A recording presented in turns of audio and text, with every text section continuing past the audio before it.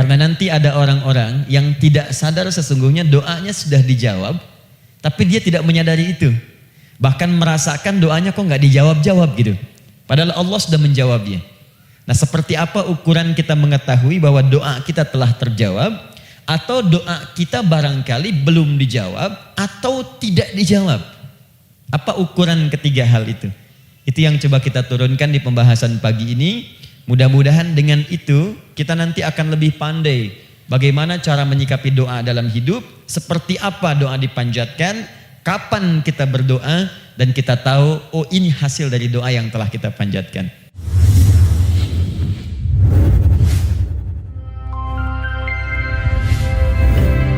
Alhamdulillahi Rabbil Alamin alladhi amarana bid-du'a faqala wa qala rabbukum ud'uni astajib lakum fawa'adana bil ijabati faqala wa idza sa'alaka 'ibadi 'anni fa inni qarib ujibu da'wata ad-da'i idza da'an wassalatu wassalamu ala rasulillahi alladhi وعدنا بالإجابة عندما ندعو إلى الله سبحانه وتعالى فقال من ضمن دعائه في أسماء الحسنى اقتداء من أصحابه صلى الله عليه وسلم أرأيت ماذا دعوت فقد دعوت بأسمائه الأعظم إذا دعي بها أجاب وإذا سئل بها أعطى اللهم صل وسلم وبارك على رسولك الكريم النبي الأمين وعلى آله وصحبه وأمته إلى يوم الدين أما بعد فيا عباد الله أوصي نفسي وإياكم بتقوى الله فقد فاز المتقون فلا تموتن إلا وأنتم مسلمون. Saudariku sekalian, para ibu baik yang di dalam ruang masjid ataupun yang di luar masjid, di sekitaran masjid dan studio, saya ingin mengajak pada seluruhnya tanpa kecuali, mari kita senantiasa bersyukur pada Allah Subhanahu wa taala atas nikmat yang telah kita dapati sampai dengan pagi hari ini. Syukur itu selalu menambah ketenangan di dalam jiwa. Syukur itu bisa mengentaskan sebagian persoalan hidup yang kita rasakan. Syukur itu bisa menambah kekuatan dari perasaan lemah yang kita rasakan. Dan syukur itu puncaknya bisa mengantarkan ke dalam surga terbaik yang dijanjikan. Hingga Allah menyebutkan kemudian dalam Al-Quran, wa qalilun min ibadiyasy syakur, sedikit sekali di antara hamba-hambaku itu yang bisa menjadi orang yang pandai bersyukur kepada Allah Subhanahu wa taala. Mudah-mudahan hidupan kita sampai hari ini seluruhnya diterima oleh Allah Subhanahu wa taala sebagai amal saleh, dan semoga yang belum mendapatkan hidayah untuk berislam sampai dengan pagi hari ini dihunjamkan hidayah kepada dalam jiwanya oleh Allah Subhanahu wa taala agar bisa berislam sebelum wafat menghadap Allah Subhanahu wa taala. Baik, hari ini kita akan belajar. Saya akan cepat masuk kepada pembahasan karena waktu kita cukup singkat, tentang orang-orang yang dikabulkan doanya yang tersebut dalam Al-Quran khususnya dan sunnah Rasulullah sallallahu alaihi wasallam. Kita akan bagi pembahasan kita ke dalam 3 bagian. Pertama, kenapa kita mesti berdoa? Di poin pertama. Pertama, kenapa kita mesti berdoa? Yang kedua, bagaimana cara berdoa yang baik, yang cepat dikabulkan oleh Allah Subhanahu wa taala? Jadi yang pertama, mengapa kita mesti berdoa? Esensi doa itu apa, kan? Yang kedua, bagaimana cara berdoa yang sekiranya cepat dikabulkan oleh Allah Subhanahu wa taala. Dan yang ketiga, kita akan melihat ukuran pengabulan doa. Seperti apa doa itu dikabulkan. Karena nanti ada orang-orang yang tidak sadar sesungguhnya doanya sudah dijawab, tapi dia tidak menyadari itu. Bahkan merasakan doanya kok nggak dijawab-jawab gitu. Padahal Allah sudah menjawabnya. Nah, seperti apa ukuran kita mengetahui bahwa doa kita telah terjawab, atau doa kita barangkali belum dijawab atau tidak dijawab? Apa ukuran ketiga hal itu? Itu yang coba kita turunkan di pembahasan pagi ini. Mudah-mudahan dengan itu kita nanti akan lebih pandai bagaimana cara menyikapi doa dalam hidup, seperti apa doa dipanjatkan, kapan kita berdoa, dan kita tahu oh ini hasil dari doa yang telah kita panjatkan. Sepakat sampai di sini?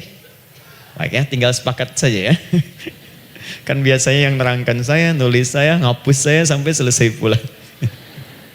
Baik, ayo kita mulai. Bismillah. Mengapa kita mesti berdoa?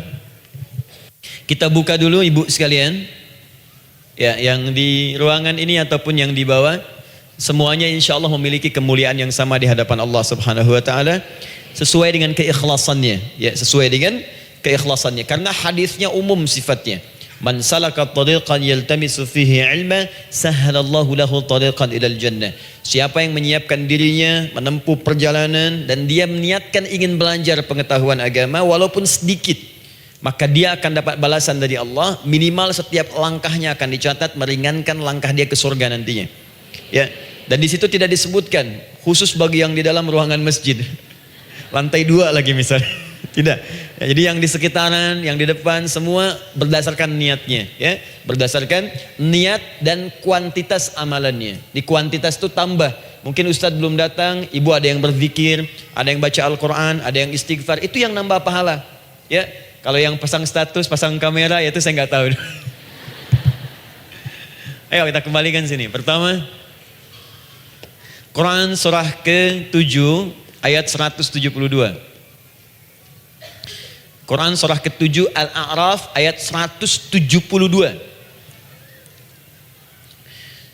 Kemudian setelah itu diperintahkan dalam Al-Quran surah ke-40 Ghafir ayat ke-60. Lalu kita praktekkan ini dalam keseharian kita. Saya beri contoh misalnya Quran surah ke-2 ayat ke yang paling banyak nih dibaca 201. Kadang-kadang misalnya Quran surah kedua ayat 286. Banyaklah. Quran surah ke-7 ayat 23 misalnya dan seterusnya. Ini bagian pertama.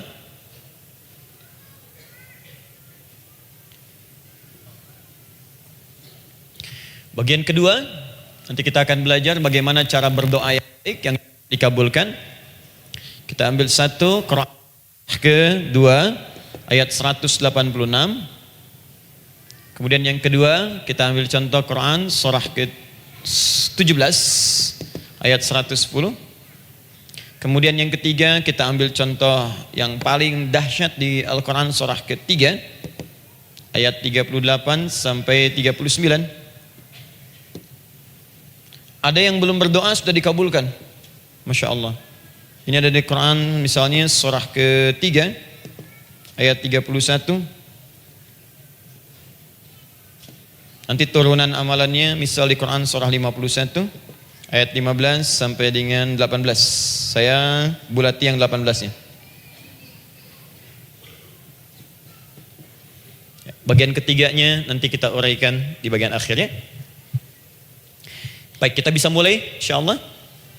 Baik, kita bagian pertama, mari kita mulai. Saya ingin berkisah sejenak dengan menyampaikan Quran surah ke-7 Al-A'raf ayat 172.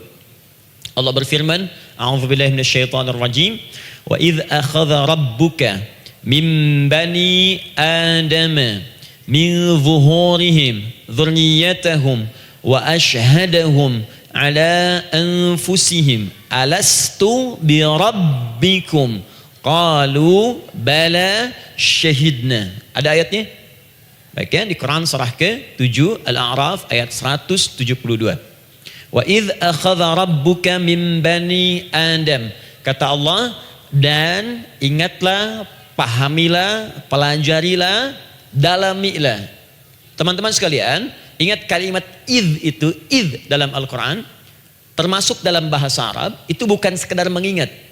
Idz itu bisa mengandung arti memahami dengan dalam, menganalisis, ya, memaknai, itu idz. Jadi bukan sekedar mengingat. Bukankah ibu kalau mengingat sesuatu berusaha mendalaminya?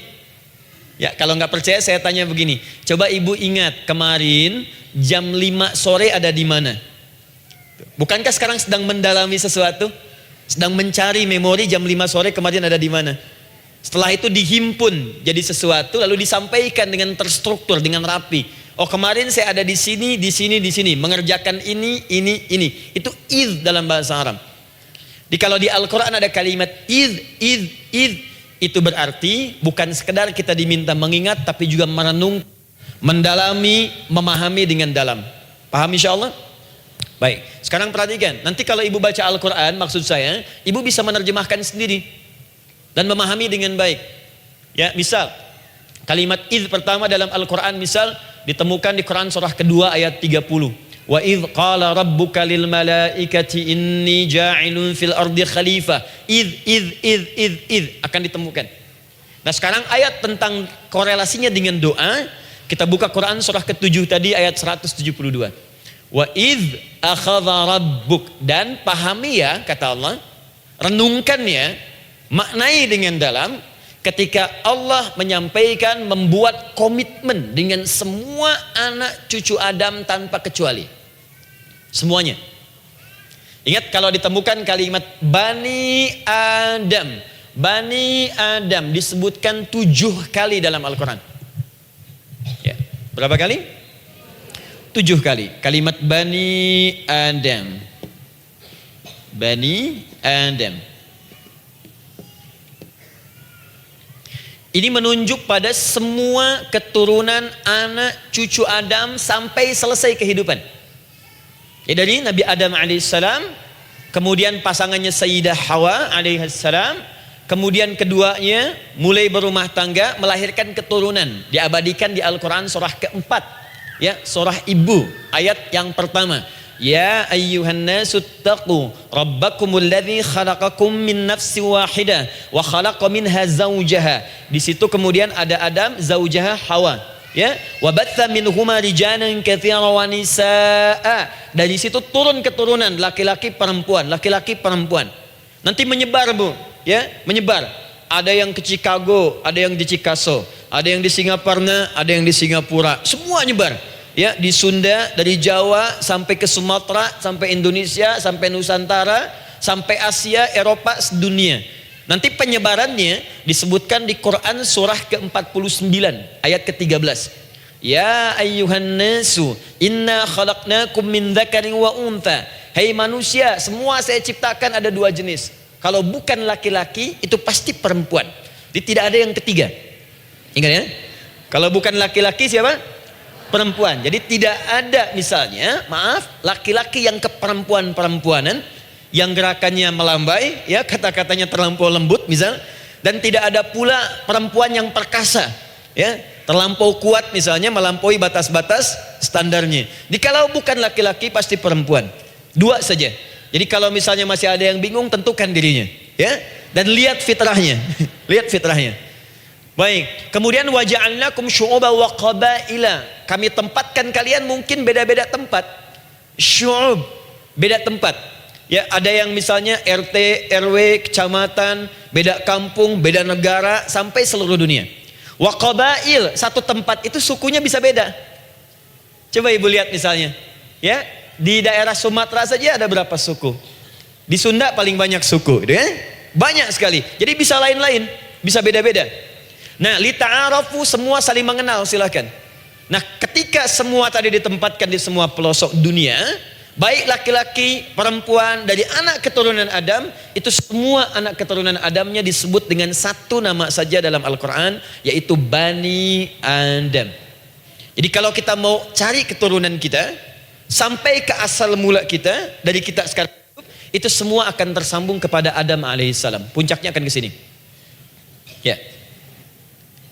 Dan tidak akan nyasar kemana-mana, Bu.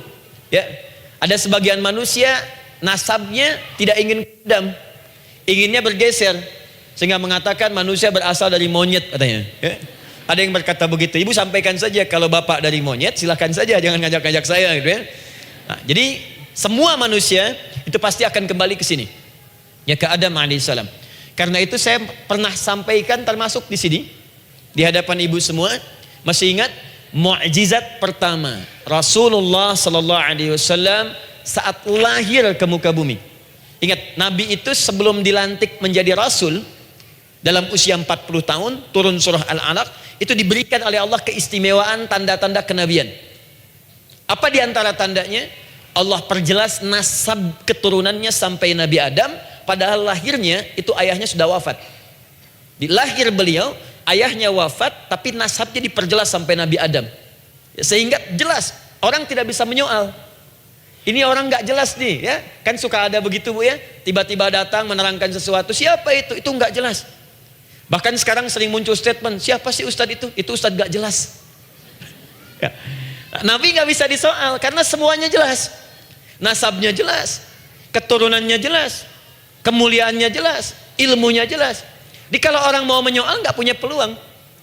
Siapa kamu Muhammad? Saya jelas keturunannya. Muhammad SAW bin Abdullah bin Abdul Muttalib bin Hashim bin Abdul Manaf bin Qusay bin Murrah bin Kilab bin Ka'ab bin Ghalib bin Fihir bin Malik bin Nadar bin Kinana bin Khuzaimah bin Mudrika bin Ilyas bin Nizar bin Mudar bin Ma'ad bin Adnan bin Addi bin Adri bin Muqawwam bin Nagur bin Tarih bin Ya'rub bin Yasjub bin Nabit bin Ismail alaihissalam bin Ibrahim alaihissalam bin Azar atau bin Nakhur bin Abir bin Kinan bin Arfakhshad bin Sam bin Nuh alaihissalam bin Mikhlail Matushala bin Kinan bin Anwas bin bin Adam alaihissalam. Coba ulangi. Jelas. Jelas. Jadi orang nggak bisa nyoal, itu mukjizat ya. Keistimewaan pertama sebelum Allah kemudian angkat menjadi nabi dan rasul di usia 40 tahun. Jadi kalau ibu ditanya, kamu jelas nggak? Jelas. Apa binnya? Bin Bani Adam. Itu bocoran dari Al-Quran. Ya, kalau ditanya keturunan siapa kamu? Adam. Tahu dari mana? Allah yang nyampaikan langsung. Apa kata Allah? Bani Adam. Jelas ya? Baik. Jadi ini kembali kepada Adam alaihissalam. Nah, semua anak cucu Adam yang saya garis bawahi, sejak mulai terlahir itu sudah ada komitmen dari Allah dengan anak cucu Adam ini sebelum terlahir ke dunia. Sejak dalam kandungan. Jadi kalau ibu belajar hadis, misal, dulu saya pernah amanahkan kalau ibu mau belajar dasar-dasar, cari kitabnya Imam An-Nawawi yang Al-Arba'in An-Nawawiyah, 42 hadis. Hadis keempat, ya paling kiri sebelah atas di kitabnya. Dari Abdullah bin Mas'ud radhiyallahu taala anhu, ya. Qala Nabi sallallahu alaihi wasallam bahwa shadiqul masduq. Nabi SAW pernah menyampaikan sedangkan beliau orang benar dan dibenarkan. Kapan perjanjian ini dibuat? Dalam usia kandungan 4 bulan. Dalam kandungan. Inna ahadakum yujma'u fi batni ummihi. Setiap kalian yang akan terlahir dari anak cucu Adam, kecuali Adam Bu ya. Ingat, kecuali Adam, kecuali Hawa, karena ini asal mula manusia keduanya. Tapi keturunan Adam dan Hawa akan mengalami proses yang sama. Dikandung dulu ibundanya, kemudian terlahir. Adam tidak dikandung, ingat, Adam tidak ada bapak, Adam tidak ada ibu. Langsung diciptakan wujudnya oleh Allah Subhanahu wa taala dari bahan dasar yang sama dengan manusia. Ya, karena itu saya pernah ditanya, pernah berdialog, ya. Ustaz, ini spesial Nabi Isa ini. Ya, spesial, Yesus Al-Masih Nabi Isa spesial. Karena itu diangkat sebagai Tuhan. Apa yang spesial? Kata beliau, karena ini bisa menghidupkan yang mati. Yang kedua, ini lahirnya beda dengan orang biasa. Bagaimana lahirnya? Tanpa bapak. Ibu saja tanpa bapak. Mana ada manusia yang lain seperti ini? Saya bilang Adam lebih spesial lagi, lahir tanpa ibu, tanpa bapak. Kenapa nggak jadi Tuhan? Tapi kan Adam nggak bisa menghidupkan yang mati. Dengan izin Allah, maaf, Nabi Ibrahim lebih canggih lagi. Buka Quran surah kedua ayat 260, paling kiri sebelah atas. Wa idz qala Ibrahim rabbi arini kaifa tuhyil mauta qala awalam tu'min qala bala walakin inna qalbi. Ketika Ibrahim bermohon kepada Rabbnya, ya Allah, tolong tunjukkan kepadaku bagaimana cara menghidupkan yang mati. Kata Allah, kamu masih nggak yakin? Kata Ibrahim, saya yakin, saya yakin-yakinnya. Cuma supaya hati saya tenang, membuktikan kepada yang lain tentang kuasamu. Kata Allah, gampang. Lalu Allah berikan kemudian satu ketentuan sama persis dengan Nabi Isa. Cuman prosesnya lebih canggih. Kalau Nabi Isa, tepuk mayatnya, bangun, bicara. Nabi Ibrahim kata Allah, nih ambil burung, potong-potong dulu, dicincang dulu. Sudah dicincang kemudian, mayatnya disimpan, jasadnya di tempat bukit yang berbeda. Kalau sekarang potong burung, simpan di bukit satu, jasad yang kedua simpan di bukit B. Kepalanya simpan di bukit A, ekornya simpan di bukit B, badannya simpan di bukit C. Panggil dengan nama Allah. Thummad'uhunna ya'tinaka sa'ya. Panggil, bismillah, dengan nama Allah, hidup, hidup. Sama persis dengan Nabi Isa. Dengan nama Allah biiznillah, hidup, hidup. Nabi Ibrahim biiznillah, dengan nama Allah hidup, hidup. Menyatu semuanya jadi satu. Psst. Kalau Nabi Isa kemudian ada yang menduga sebagai Tuhan, kenapa Nabi Ibrahim tidak angkat jadi Tuhan? Paham ya? Nah, ini menunjukkan bahwa ada pola pemikiran yang harus dikembalikan supaya benar cara memahaminya. Jelas sampai sini? Maaf saya sedikit agak lompat ya. Saya kembalikan kemudian, perhatikan sini. Inna ahadakum yujma'u fi batni ummihi. Karena itu semua anak cucu Adam, beda dengan Adam, akan proses lahirnya dikandung dulu di perut ibundanya. Fokus baik-baik. Arba'ina yauman nutfah, 40 hari pertama baru kemudian proses antara spermatozoa dengan ovum berproses. Thumma yakunu mithla dzalika, kemudian alaqah. 40 hari yang kedua jadi alaqah, zigot yang menempel di dinding rahim. Thumma yakunu mithla dzalika mudghah, 40 hari ketiga berbentuk mudghah, sudah mulai berbentuk daging sekeratan, ada bentuknya. Dan usianya sudah 4 bulan, 40 hari ketiga, 120 hari. 120 hari. Thumma yursalu ilaihil malak, kemudian diutuslah malaikat, fayanfukhu fihi ruh, maka ditiupkan roh ke dalamnya. Jadi ingat, kalau di antara sini, di antara kita ada ibu misalnya yang tengah hamil, tengah mengandung, ingat baik-baik, atau keluarganya, kerabatnya, usia 4 bulan itu roh sudah ditiupkan. Di kandungan sudah ada rohnya. Hati-hati ya. Berapa bulan? 4 bulan. Karena itu nanti ada ayat dalam Al-Quran, Quran surah ke-7 ayat 189. Di posisi ini harus banyak berdoa dan beramal soleh. Ingat ya, berdoa, beramal soleh, minimal minta kepada Allah. Da'awallaha rabbahuma la in ataitana shaliha lanakunanna minasyakirin. Minta banyak kepada Allah, ya Allah jadikan anak saya anak yang soleh, jadikan anak saya anak yang soleh. Dari usia itu 4 bulan sampai ke atas menjelang lahiran. Nanti diiringi oleh amal soleh kedua orang tuanya. Ini sudah penelitian dokter muslim, khususnya di Asia Tenggara. Saya diskusi dengan seorang dokter muslim, ternyata ada korelasi amal soleh yang dikerjakan kedua orang tua, ayah dan bunda, atau calon ayah dan bunda, kepada anak yang sedang dikandung, yang belum dilahirkan. Jadi kalau orang tuanya rajin baca Al-Quran, itu berpengaruh ke anak, Bu. Dan penelitian terkini itu mempercepat anak itu menjadi seorang penghafal Quran ketika lahir. Ya, pernah satu kali dibacakan Al-Quran, posisi janin itu berubah. Seperti sujud gitu. Itu penelitian sudah di MRI waktu itu dilihat ya, kelihatan. Jadi ada korelasi antara kesolehan orang tua dengan kesolehan anak yang sedang dikandung. Hati-hati ya.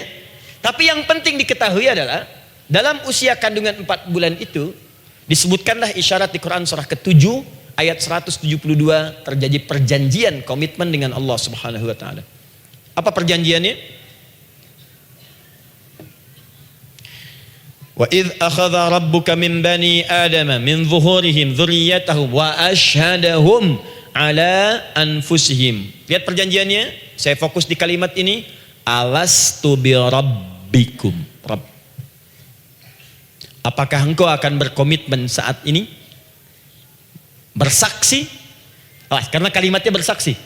Wa asyhadahum, dan mereka bersyahadat, bersaksi, komitmen. Di komitmennya menggunakan kata syahadat di sini. Karena itu nanti setiap bayi yang sudah terlahir dari rahim ibu manapun itu berada dalam keadaan suci karena sudah bersyahadat dalam perut ibundanya. Masih ingat hadis ini? Kullu mauludin yuladu 'alal fitrah. Setiap yang terlahir dari rahim perempuan manapun itu membawa fitrah.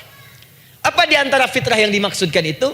Fitrah keislaman, fitrah mengakui Allah sebagai Tuhan. Itu nanti ada di Quran surah ke-30 ayat ke-30, paling kanan sebelah atas. Quran surah 30 ayat 30.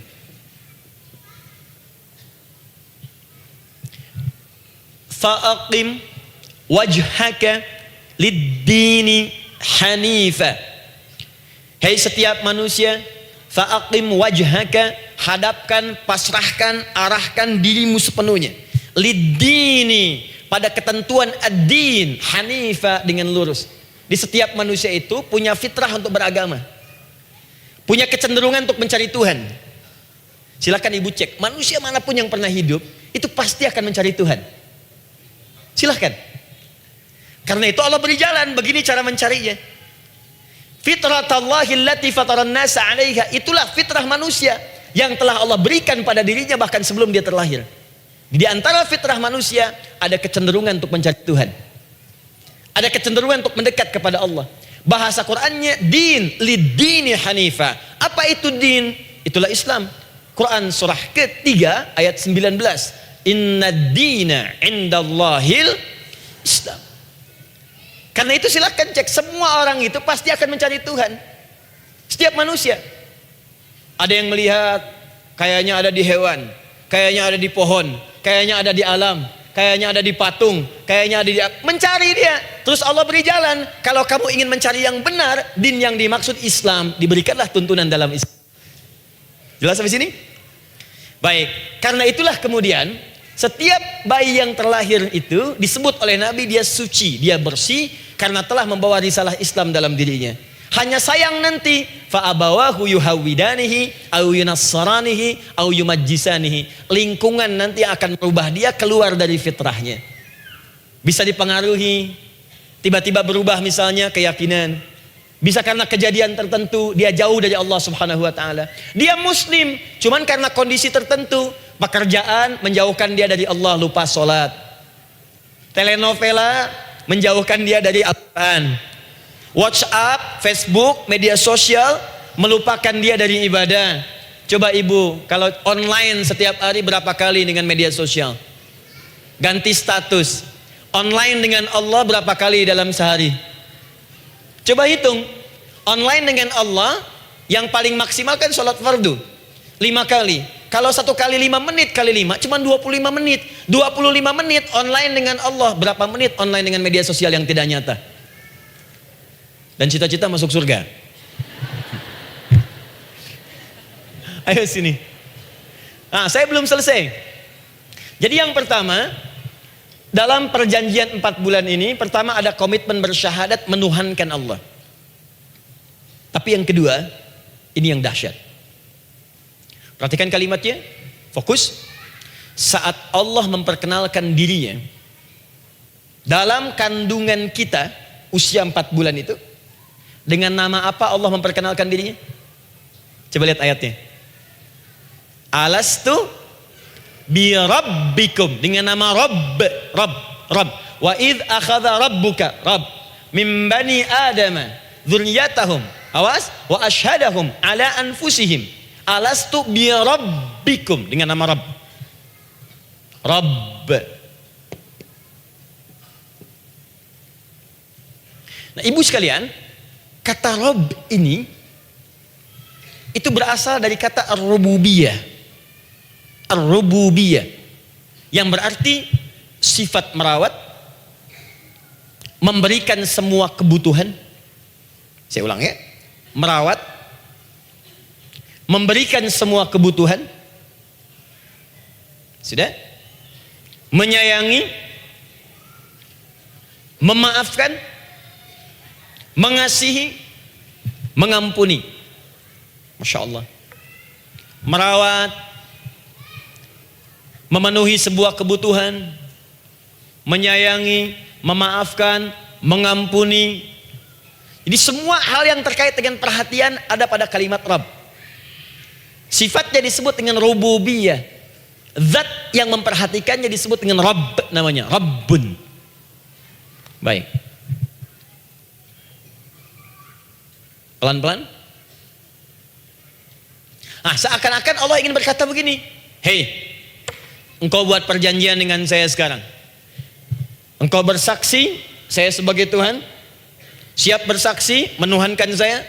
Nanti ketika kamu lahir, apapun yang kamu butuhkan dalam kehidupan, aku akan berikan. Kamu akan saya rawat. Kalau sakit, kamu saya sembuhkan. Minta sesuatu yang kamu butuhkan, saya akan berikan. Kamu butuh sesuatu, saya akan hadir. Kamu salah minta maaf, saya maafkan. Kamu dosa minta ampun istighfar, saya ampuni. Kamu ingin sesuatu yang lebih baik, saya berikan. Pokoknya semua yang kamu inginkan selama engkau butuhkan dan itu baik, aku berikan. Kira-kira, maaf bu ya, maaf sekali. Kalau ada yang nawarkan pada ibu, mau nggak ikut saya? Nanti sebuah kebutuhannya saya berikan. Kalau sakit saya berikan jaminan kesembuhannya. Kalau butuh sesuatu saya berikan. Kalau ingin ini itu selama butuh saya sampaikan. Kira-kira ibu nolak atau ikut? Baik. Ikutnya mikir dulu atau tidak? Tidak. Jangankan yang tinggi-tinggi Bu ya, suami aja nawarkan, "Mah, mau nggak ikut papa? Papa nanti kasih handphone S10." Sama gelang nggak Pak? Ikut ya. Dan tanpa pikir. Dalam bahasa Arab, sesuatu yang disetujui tanpa difikirkan lagi, itu disebut bala namanya. Bala, sekali saja. Sekali, ya, tidak 2 kali. Tidak ditambah, tidak dikurangi. Ingat, kalau Allah sudah sampaikan kalimat, jangan tambah, jangan kurangi, ya. Bala, tidak ditambah nga, tidak disebutkan 2 kali. Bala. Ya. Bala itu artinya siap. Ya. Tanpa pikir. Karena memang nggak ada yang dipikirkan lagi. Apa yang mau dipikirkan? Semua kebutuhan dikasih. Semua keinginan dikabulkan sepanjang baik. Kalau sakit ada jaminan disembuhkan, dikasihi, disayangi, salah dimaafkan. Ya, kalau dosa diampuni, apalagi yang kurang, nggak ada aib, nggak ada yang kurang, sempurna semua. Kita katakan bala tanpa pikir. Karena itu, perhatikan, setiap kita kemudian, ibu sekalian, datang terlahir ke bumi,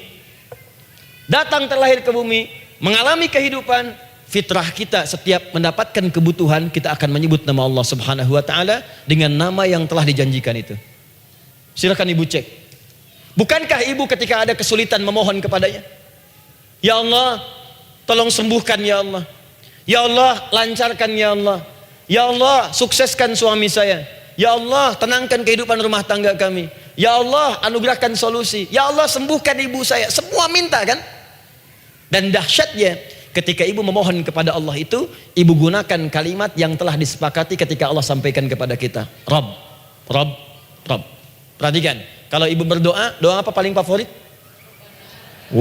Rabbana atina fid dunya hasanah, fil akhirati hasanah, wa qina.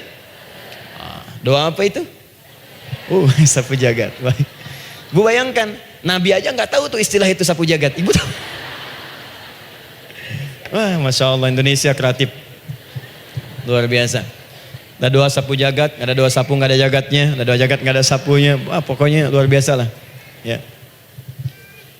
Ya, lihat, bukankah kalimatnya dibuka dengan Rabb? Rabbana atina fid dunya sana. Rabbana zalamna anfusana wa illam taghfir lana wa tarhamna lanakunanna minal. La yukallifullahu nafsan illa laha ma kasabat wa 'alaiha mak.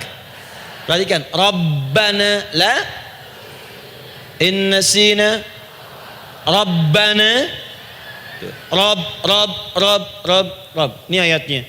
Sapu jagat Quran surah 2 ayat 201. La yukallifullahu Quran surah 2 ayat 286. Rabbana zalamna Quran surah 7 ayat 23. Yang ingin saya sampaikan, setiap kita butuh sesuatu, kita menyebut namanya dengan kalimat Rabb. Kenapa kita katakan Rabb? Karena Allah sendiri menyebutkan dengan kalimat Rabb. Alastu bi rabbikum, saya nanti adalah Tuhan yang akan memperhatikan kalian, menyayangi kalian. Saya Tuhan yang akan merawat kalian, memberikan semua kebutuhan. Makanya ibu tuh kalau ada persoalan nagih seakan-akan ke Allah. Ya Allah, kan engkau yang berjanji kepada saya. Engkau yang berjanji, engkau yang menepati ya Allah, karena engkau Tuhan. Kalau manusia, dia berjanji, dia yang mengingkari. Dia awali, dia yang akhiri. Tapi engkau beda ya Allah. Kenapa? Engkau berjanji, engkau yang menepati. Quran surah ketiga ayat 9. Innallaha la yukhliful mi'ad. Engkau yang berjanji, engkau yang menepati. Engkaulah awal dan akhir dari semua hal. Engkau mengatakan saya Rabb yang akan memberikan semua kebutuhan. Sekarang saya butuh ya Allah. Engkau berjanji akan menyembuhkan, sekarang saya sakit ya Allah.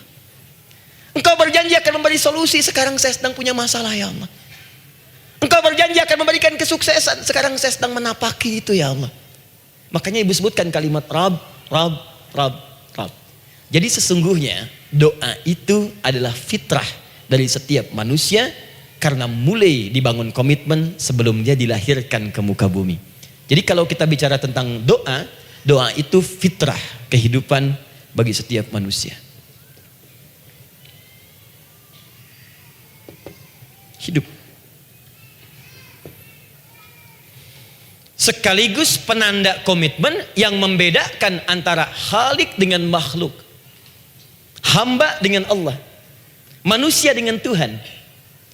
Kan Allah katakan, saya Rabb ya, saya yang ngasih, saya yang Tuhan. Berarti kita yang makhluk kan, kita yang butuh kan. Allah yang memberi, kita yang butuh. Untuk membedakan mana yang butuh, mana yang ngasih, maka pembedanya adalah doa. Jadi kalau ada manusia yang gak pernah doa selama hidup, itu tandanya ada yang salah dengan kehidupannya. Karena seakan-akan dia gak butuh Tuhan. Sebab perbedaan manusia dengan Tuhan itu sebelum lahir, salah satunya ditunjukkan dengan sifat butuh kita kepada Allah. Makanya sekaya-kayanya orang, itu pasti berdoa. Manusia paling kaya di muka bumi pun, kalau besoknya mau ada pekerjaan atau proyek, dia berdoa dulu tuh. Ya Tuhan, tolong lancarkan proyek ini. Butuh. Pejabat setinggi-tingginya, kalau sudah mau mulai kemudian ada pemilihan, kalau mulai ada kebijakan, kalau mulai ada apapun berdoa juga. Itu tandanya butuh. Butuh. Di setiap manusia itu pasti butuh dengan Allah. Karena itu kalau ada manusia yang gak pernah berdoa selama hidupnya, itu langsung mendapatkan kecaman dari Allah dan dijamin akan masuk neraka yang paling dalam. Karena seakan-akan dia sudah gak butuh dengan Allah. Saya ulang ya, saya ulang. Doa itu fitrah hidup manusia yang sekaligus menunjukkan statusnya sebagai hamba. Jadi kalau ibu update status di media sosial, mulai sekarang tuliskan hamba. Hamba. Sudah. Mau sifatnya apapun tetap hamba. Ya, mau pejabat, mau orang kaya, mau cukup, mau macam-macam, mau ustadz, mau syekh, mau habib, tetap ujungnya hamba. Dan butuh penghambaan itu diwujudkan dalam bentuk doa. Muncullah Quran surah ke-40 ayat ke-60.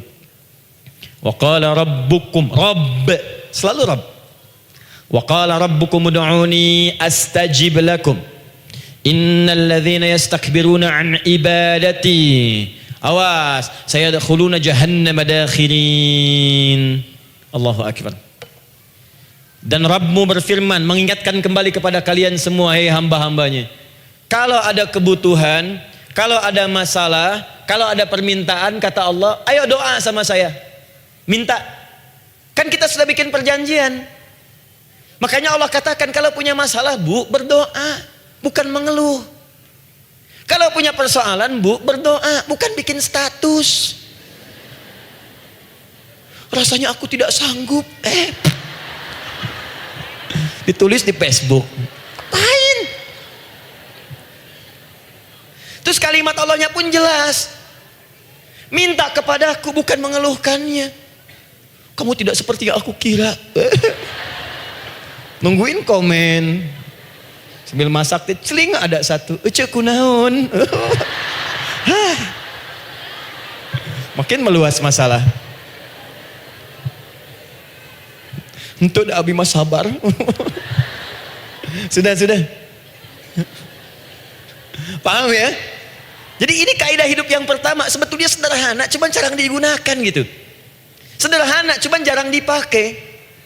Kata Allah kan, kamu doa itu saya kasih ketenangan. Jadi Bu, gini, doa itu manfaatnya walaupun solusi belum datang, tapi hati tenang. Tenang. Jadi kalau mau curhat-curhat sama Allah, sampaikan, minta, mohon, berikan. Minimal tenang. Saya kasih rahasia ya. Ini di antara kita saja nih. Lihat sini. Saya hapus dulu deh. Bismillah. Masya Allah. Mau ngapus sendiri, nulis sendiri, penghapus, lari sendiri.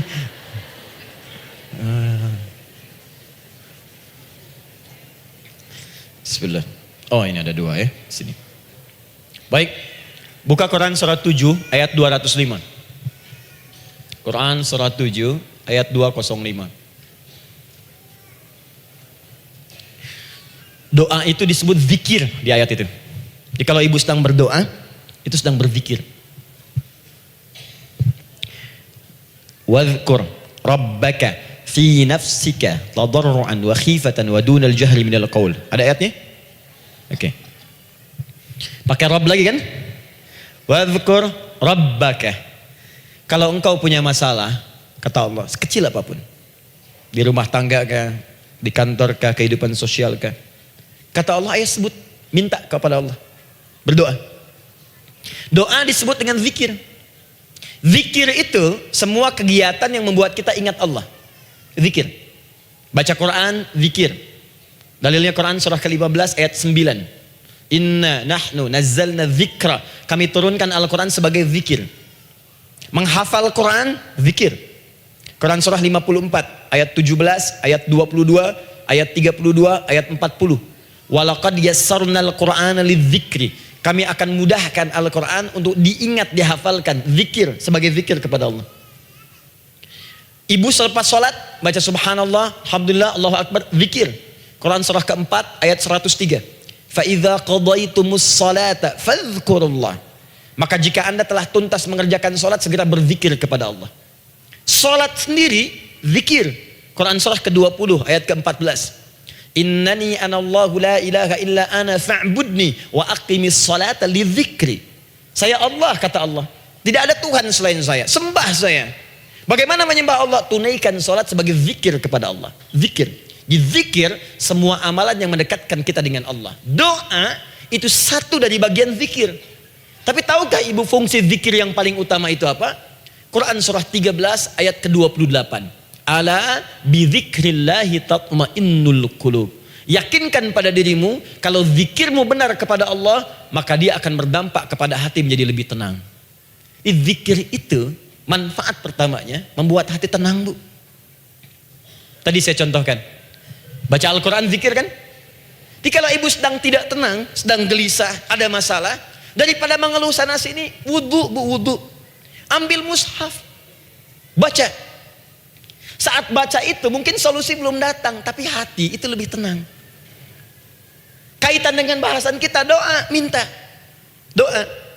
Jadi kalau orang punya masalah itu kalau berdoa, walaupun solusinya belum datang, walaupun kemudian jawabannya belum tiba, minimal hati ibu itu tenang.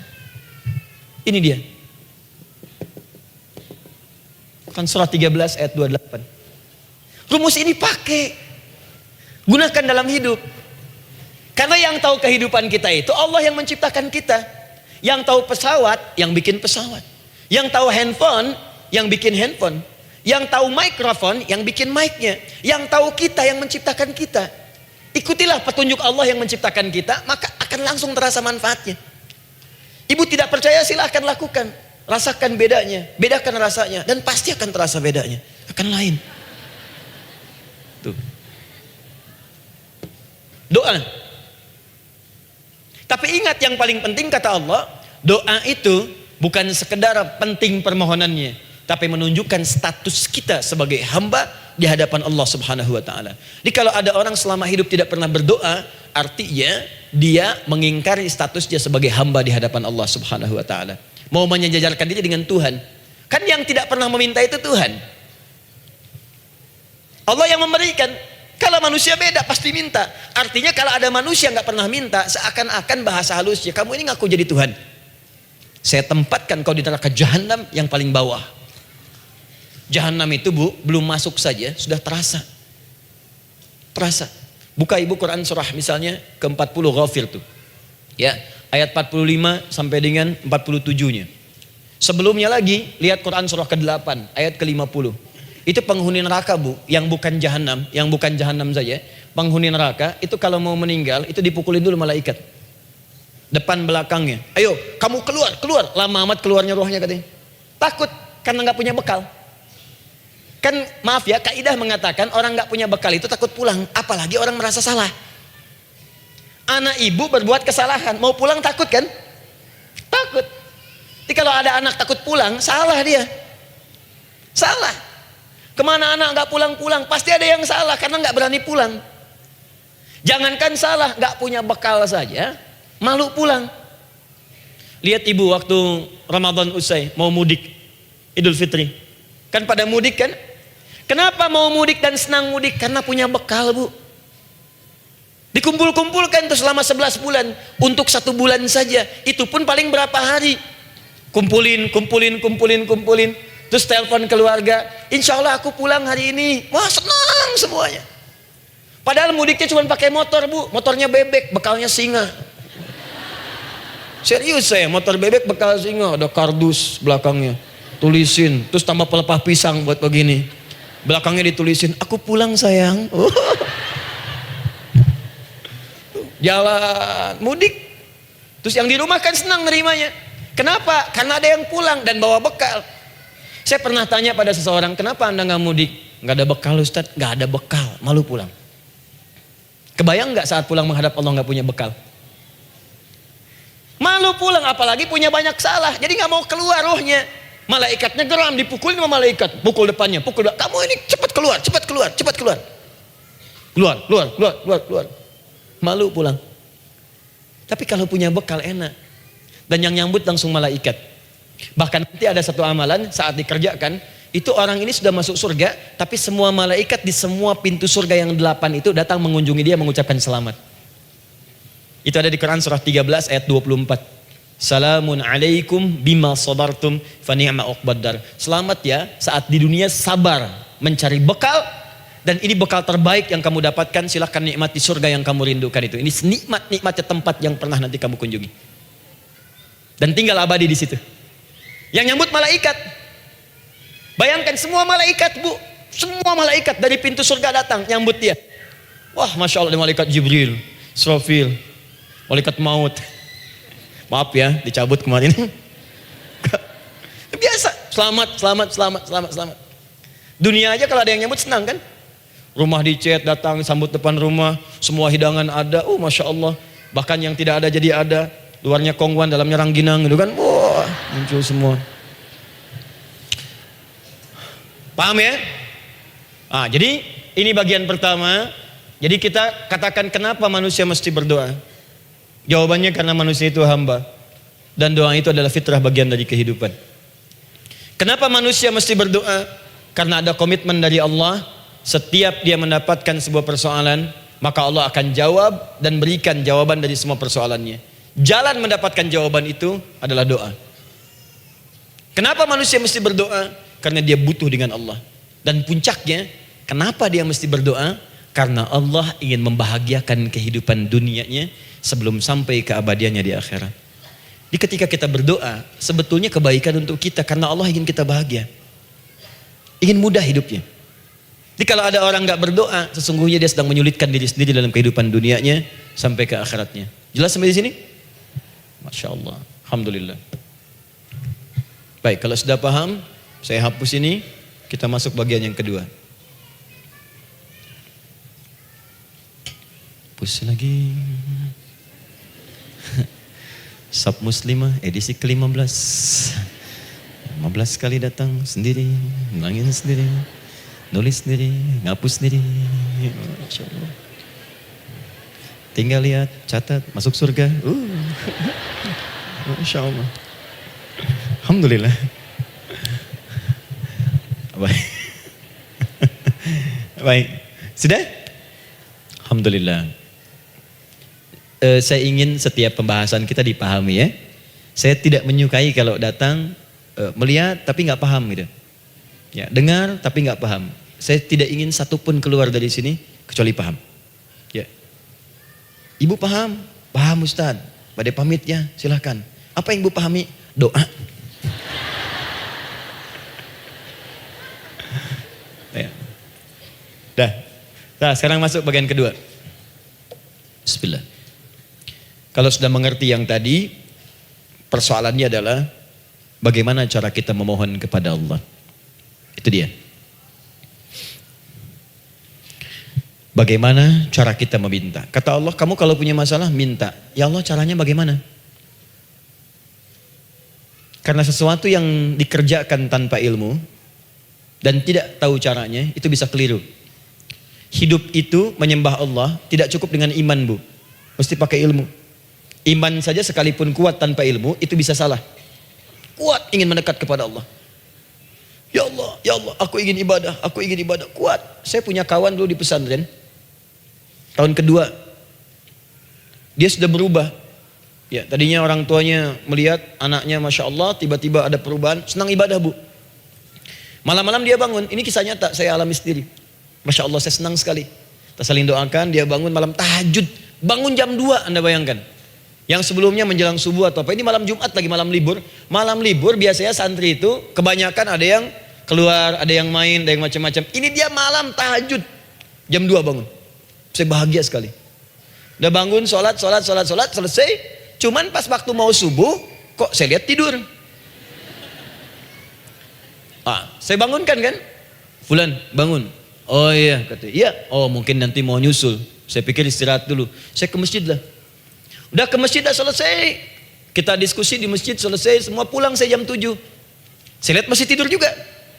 Barangkali dia sudah tadi sholat mungkin di kamar, nggak sempat ke masjid karena capek. Tapi saya lihat kok posisinya nggak berubah. Di situ juga. Akhirnya setengah jam saya tunggu, saya bangunkan. Bangun. Bangun. Kenapa Adi katanya? Saya kira antum belum sholat subuh ya. Adi gimana sih? Kan udah saya jama dengan tahajud tadi. Udah saya jama dengan tahajud. Jadi memang kekuatan imannya lagi tinggi, cuman ilmunya kosong. Ini yang bahaya. Besok-besok kalau orang kayak gini sholat subuh bisa 4 rakaat. Ya. Karena itu berdoa penting, cuma kita mesti tahu caranya. Yuk kita mulai bagian pertama. Quran surah kedua ayat 186. Paling kiri sebelah bawah. Sudah? Wa idza sa'alaka 'ibadi 'anni fa inni qarib. Fokus. Kata Allah, kalau hamba-hambaku Muhammad SAW bertanya kepadamu, minta petunjuk untuk mencari-cari aku. Tuh Bu, coba lihat. Ayat doa dibuka lagi dengan kalimat hamba. Untuk menegaskan status kita. Jadi kalau ditanya, kita siapa di hadapan Allah? Makanya gak usah sombong. Jangan sombong, karena kita cuma hamba. Karena itu ketika Korun sombong, Korun tuh manusia terkaya yang pernah hidup di bumi. Hartanya Bu, ini saya kasih bocoran sedikit, kunci berangkasnya saja, kemana-mana itu suka dibawa, dipikul paling sedikitnya 8 bodyguard, cuman bawa kunci berangkas saja begini. Di Korun pengen ngasih tahu, kalau ada yang pengen nyuri di tempat saya silahkan aja, ini aja bodyguard saya ngangkat kuncinya susah. Korun. Jadi kalau Anda tidak sekaya Korun, jangan ikutan sombong, telat. Telat, gak ada kerjaan, sudah ada yang lebih kaya. Ya. Dan apa yang terjadi? Fakhosabna, kata Allah, kami telan. Likuifasi. Telan oleh bumi semua. Dengan kekayaannya semua habis. Jadi ketika ada seseorang yang lupa dengan statusnya sebagai hamba, maka Allah akan memberikan pelajaran kepadanya untuk taubat. Kalau nggak mau taubat juga, telan habis. Untuk menunjukkan kamu tuh bukan Tuhan, saya Tuhannya. Maka jangan ikutan sombong. Kalau ada yang baru punya Ferrari, Lamborghini, Lamborghini, ya, wow, bikin rame di jalan, cuman nggak update status, kasih tahu, maaf Mas, telat. Itu gambaran hidup. Dan ingat, setiap dibuka dengan kalimat permohonan, itu kalimatnya hamba. Hambaku, hambaku, hambaku. Termasuk mau minta tobat, hamba. Quran surah 39 ayat 53. Qul ya ibadiyalladzina asrafu ala anfusihim la taqnatu min rahmatillah. Katakan Muhammad pada hambaku yang merasa banyak dosa, pengen berdoa minta tobat. Kata Allah, hamba. Saya terima tobatnya, hamba. Ini ya. Ini pun adab yang pertama dari Al-Quran. Adab yang pertama, kalau kita ingin berdoa dan doa itu cepat ingin dikabulkan, maka berdoalah dengan cara menghamba di hadapan Allah Subhanahu wa taala. Jangan merasa tinggi.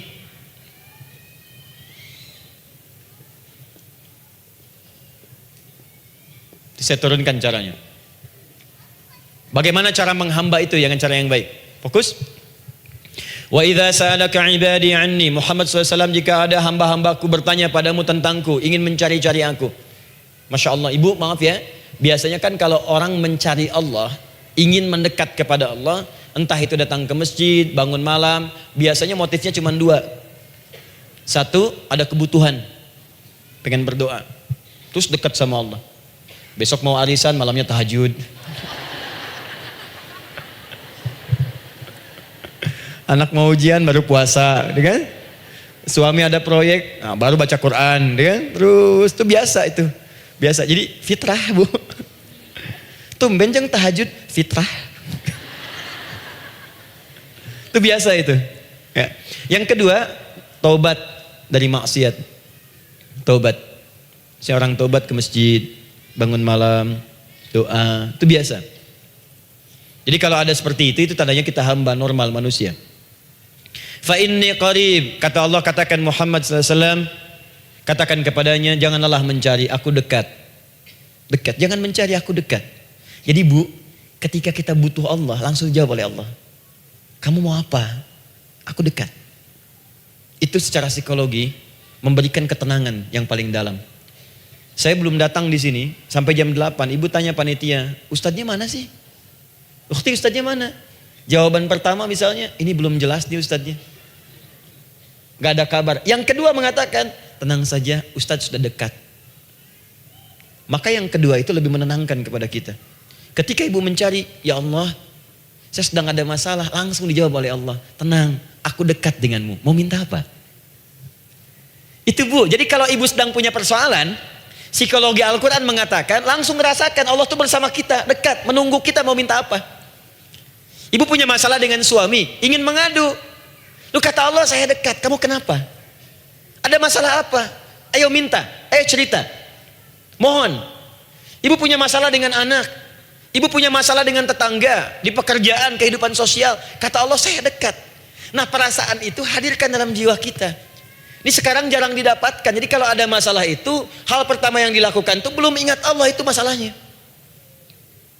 Di kebanyakan manusia itu kalau punya masalah, selalu ingin yang pertama itu solusinya. Bukan Allahnya. Kan pemilik solusinya Allah. Jadi kalau kita ingat pada yang memiliki, maka apapun yang kita minta akan diberikan. Bahkan ada orang yang saking ingatnya dengan Allah, sebelum minta sudah dikabulkan. Itu yang dahsyat. Nah, sekarang setelah kita paham tentang kedekatan ini, kemudian kita praktekkan. Jadi Bu ya, maaf ya, ketika ibu punya masalah apapun, yang pertama diingat Allah. Allah, Engkau telah berjanji, Engkau pasti akan tepati. Ya Allah, sekarang aku ada persoalan. Nah, sekarang teruskan ayatnya. Ujibu da'watad da'i idza da'an. Ujiba.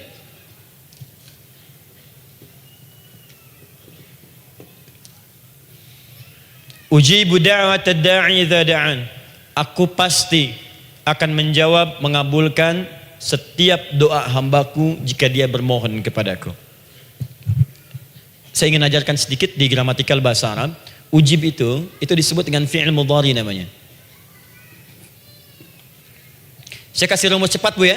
Insya Allah kalau ibu fokus dengan rumus ini, ibu nanti bisa memahami Al-Quran dengan baik. Saya kasih satu kalimat, hafalkan baik-baik. Ini gampang kok. Anita. Ya, Anita. Sudah? Anita. Baik. Hamzah, nun, ya, ta. Satukan Anita. Kalau di dalam kalimat ibu baca Al-Quran, di depannya ada huruf hamzah ini, atau nun, atau ya, atau ta, maka itu rumus mudhari namanya. Gak usah dihafalkan mudharinya. Ya, nggak usah dihafalkan sampai bikin misalnya satu ungkapan, Anita istrinya Pak Mudhari, nggak usah, nggak ada kerjaan. Ya, nggak usah dihafal. Saya hanya ingin tunjukkan pemahaman. Kalau ada bentuk seperti ini punya 3 makna. Kalau dalam bahasa Inggris itu disebut present, ya, continuous, dan future. Present, continuous, and future. Sekarang, terus, sampai kapanpun. Sekarang, terus berlangsung, continuous, and future, sampai kapanpun di masa depan. Ini bentuknya disingkat dengan rumus ini, Anita. Di dalam konteks pengabulan doa, kata Allah, ketika saya akan kabulkan, kalau kamu punya masalah, kamu berdoa, saya akan kabulkan. Nah, kalimat Allah saya akan kabulkan ini bentuknya menggunakan mudhari. Ada hamzah di depannya, ujib. Artinya apa? Kalau ibu sekarang berdoa, saya akan kabulkan, kata Allah. Terus kamu berdoa, saya akan jawab. Nanti pun punya masalah di masa depan, kamu berdoa, saya jawab juga. Jadi artinya tidak ada doa yang sia-sia. Semua doa, ingat, sepanjang kita butuhkan, pasti Allah berikan. Doa itu sepanjang kita butuhkan, pasti akan dijawab.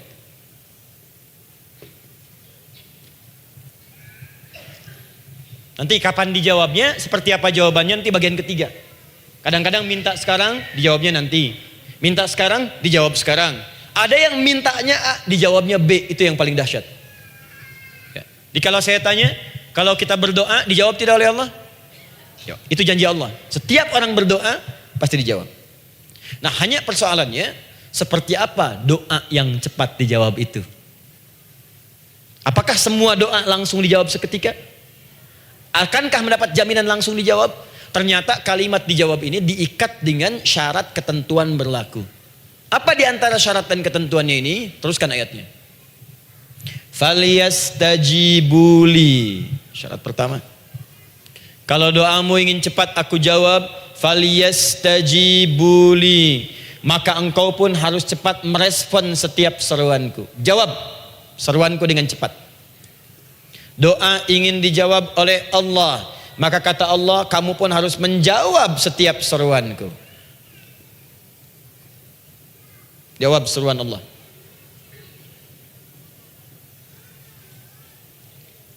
Ayo respon, adil.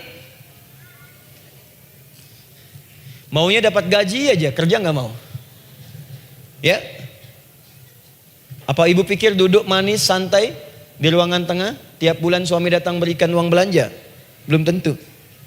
Kalau sikap tidak bagus, ya interaksi tidak mulia, maka belum tentu itu didapatkan. Maka syarat pertama kata Allah, kalau doamu ingin cepat aku jawab, maka setiap aku seru, cepatlah engkau kemudian kerjakan dan jawab itu. Jadi ternyata seruan Allah itu terkait berkelindan dengan pengabulan doa. Jadi ketika ibu diseru oleh Allah, diminta diperintahkan sesuatu oleh Allah, sebetulnya itu kunci untuk mendapatkan jawaban doa kita, Bu. Dipanggil kita, ayo cepat datang ke sini. Mau minta apa? Minta, saya kasih. Apa di antara kunci doa itu, Ustaz? Yuk kita lihat. Adalah jawaban dari seruan Allah. Apa di antara seruan Allah itu? Saya beri contoh satu misalnya. Allah perintahkan kita untuk sholat. Bahkan diseru, diingatkan 5 kali dalam sehari. Sholat. Bukankah kita diseru, Bu? Dipanggil 5 kali sehari untuk sholat? Allahu Akbar, Allahu Akbar. Ya? Diingatkan kan? Ayo ingat Allah, ingat Allah, ingat Allah, ingat Allah. Allah Maha Agung, Maha Besar semuanya. Dan seterusnya. Perhatikan baik-baik. Apa tujuan Allah menyuruh kita dalam sholat? Ternyata bukan ingin memberikan beban ruku dan sujud. Bukan sujudnya yang penting. Karena semua makhluk tidak sujud pun tidak akan menurunkan status Allah sebagai Tuhan. Allah tetap Allah, gak ada ruginya. Yang rugi kita. Ternyata ketika disuruh sujud, disuruh ruku itu, ternyata yang ditunggu itu bukan ruku sujudnya. Allah nunggu, punya masalah apa? Mau minta apa? Karena itu dalam ilmu fikih, ibu buka semua kitab fikih. Salat itu secara bahasa disebut dengan doa. Nama lain dari doa adalah salat. As-salatu hiya doa. Salat adalah doa. Karena itu semua bacaan dalam salat doa semua. Coba lihat. Baru takbir Allahu Akbar, doa iftitah. Al-Fatihah doa, Bu. Dikira Al-Fatihah enggak ada doanya. Nih, nanti saya berikan cepat ya. Ini highlight dulu. Highlight dulu. Dalam salat itu ada 4 keadaan. Ingat ini baik-baik. Nanti ibu manfaatkan minimal zuhur lakukan. Ada berapa keadaan? 4. Ada 4 posisi, 4 keadaan dalam salat. Yang kalau ibu berdoa benar, meminta di situ dengan benar, itu seketika akan dikabulkan. Seketika. 1 saat berdiri. 2 saat ruku'. 3 saat sujud. 4 sesaat sebelum salam. Berdiri, ruku', sujud, sesaat sebelum salam. Baik, sebelum saya bahas lebih jauh, saya ingin sampaikan dulu. Jadi ternyata ketika kita diminta oleh Allah menunaikan sholat, itulah cara kita memohon, Bu. Itulah waktu kita meminta. Dan dahsyatnya dalam sehari itu 5 kali ditungguin, Bu. Mana ada manusia di muka bumi ini buka pintu rumahnya 5 kali sehari, cuma untuk memberikan apa yang dibutuhkan. Sesoleh-solehnya Ustadz, gak ada yang mengatakan, ayo 5 kali sehari datang aja ke rumah saya. Kalau butuh apa-apa ambil. Butuh kulkas, ambil kulkasnya. Butuh TV, ambil. Gak ada begitu. Allah itu maha baiknya, 5 kali sehari dipanggil. Dari subuh sampai zuhur. Kita bangun tidur aja, punya masalah nggak? Ayo minta, disuruh sholat 2 rakaat. Dan sholatnya nggak usah banyak-banyak, 2 rakaat aja dulu supaya nggak ada beban. Itu pun kadang-kadang masih lupa berapa rakaat kita sholat. Ya. Ayo sujud, disuruh minta, punya masalah nggak? Terus dari subuh sampai ke siang dipanggil lagi. Punya masalah lagi nggak? Disuruh zuhur 4 rakaat. Karena waktunya cukup panjang, suruh 4. Ayo minta. Ada masalah apa? Minta sujud kita. Minta mohon. Dari zuhur ke asar ditanya lagi, ada masalah nggak? Panggil lagi. Ke maghrib sampai ke isya sebelum tidur, supaya tidurmu enak, masalah nggak ada, tenang, nikmat, nyaman istirahatnya. Ada masalah nggak? Disuruh sholat lagi. Jadi kalau orang paham sholat itu kunci kebahagiaan, dia akan senang menunaikan sholat. Makanya ketika ibu bertanya, kenapa saya sholat? Dijawab oleh muadzin, hayya 'alas shalah, ayo sholat. Kenapa sih sholat? Hayya 'alal falah, yuk bahagia, ayo tenang, yuk dapatkan apa yang kamu inginkan, falah. Jadi kalau orang paham sholat itu menyelesaikan persoalan, tentu orang akan berbondong-bondong semangat untuk menunaikan sholat. Cuman sayang segelintir orang itu menilai sholat sebagai beban. Jadi sebagai kewajiban beban saja, makanya sholatnya nggak nikmat. Karak tadi duhur, ayeuna asar deui. Tuh. Ya bagaimana doanya bisa dijawab? Anda datang pada orang, tapi datangnya dengan marah-marah. Datangnya dengan mencelanya. Ya bagaimana dia bisa memberikan kebutuhan Anda? Anda datang pada Allah dengan niat yang tidak ikhlas. Setelah itu kemudian menggunjingkannya, bagaimana bisa dijawab? Tuntutan tinggi. Tapi datang tidak membawa prestasi, ya bagaimana bisa diberi? Catat tuh, bikin status. Paham ya? Nah ini bagian pertama. Jadi cara pertama, respon kata Allah, seruan Allah. Rumus pertama sholat. Nah sekarang saya ajarkan lagi. Ini belum selesai nih Bu. Ini panjang bahasannya nih. Sampai jam berapa kita? 10 ya? Oh, banyak. Oh, mau sampai jam 5 silahkan. Saya jam 10 selesai. Ya. Lihat sini. Oke, saya punya sekitar 1 jam kurang ke depan. Saya ingin terangkan sedetil-detilnya gitu ya. Dan saya hanya menyampaikan isi Al-Quran. Quran, hadis, Quran, hadis. Sekarang gini, Ustadz saya sekarang paham, sholat berarti kunci untuk menyelesaikan masalah. Di sholat saya akan memohon. Sekarang Ustadz, bagaimana cara saya merespon sholat? Kan kata Allah, saya menyeru, respon gitu kan? Kita dipanggil sholat nih, Allahu Akbar, dipanggil. Bagaimana cara meresponnya? Sebelum minta. Awas, ibu ingin datang mengajukan proposal. Datang kepada wali kota, datang kepada gubernur, datang kepada presiden, datang kepada menteri sebelumnya. Bukankah ibu mempersiapkan diri? Penampilan ditata, proposal dibagus-bagusin gitu kan? Yang paling hebat itu kadang-kadang malam-malam latihan depan cermin. Bapak wali kota yang saya hormati. Lihat semuanya tuh. Dan yang paling luar biasa, maaf ya, janjian jam 7 dengan Pak Wali Kota, datang jam 6 ke Balai Kota. Sekarang ibu punya janji dengan Allah. Janji itu sudah diketahui sebelum pertemuannya. Kalau tidak percaya, 5 waktu ini ibu sudah hafal Bu. Ya, bahkan disuruh ngapalin oleh Allah. Buka Quran surah ke-4. Surah ibu, surah mama, An-Nisa. Ayat 103, Quran surah 4 ayat 103. فَإِذَا قَضَيْتُمُ الصَّلَاةَ فَاذْكُرُوا اللَّهَ قِيَامًا وَقُعُودًا وَعَلَى جُنُوبِكُمْ فَإِذَا اطْمَأْنَنْتُمْ فَأَقِيمُوا الصَّلَاةَ. Lihat ujung ayatnya. إِنَّ الصَّلَاةَ كَانَتْ عَلَى الْمُؤْمِنِينَ كِتَابًا مَوْقُوتًا. Sungguh semua waktu salat itu telah ditetapkan waktunya bagi orang beriman. Itu terjemahan biasa. Kalau terjemahkan pakai ilmu balaghah, sungguh orang beriman itu hafal waktu-waktu salat. Tahu waktunya. Apalagi kalau di waktu itu ibu punya kepentingan, pasti hafal. Kalau ibu benar memprioritaskan sholat dan menilai sholat sebagai solusi hidup, menilai sholat sebagai kebutuhan, ibu pasti akan hafalkan itu Bu. Nih ya, ibu dapat bagian arisan nih, bulan ini misalnya. Dan memang bagian jatah ibu, demi Allah saya katakan, sebulan sebelumnya ibu sudah hafal tanggalnya kapan. Bahkan di kalender tuh diwarnain. Papa, bagian mama nanti bulan ini. Tuh.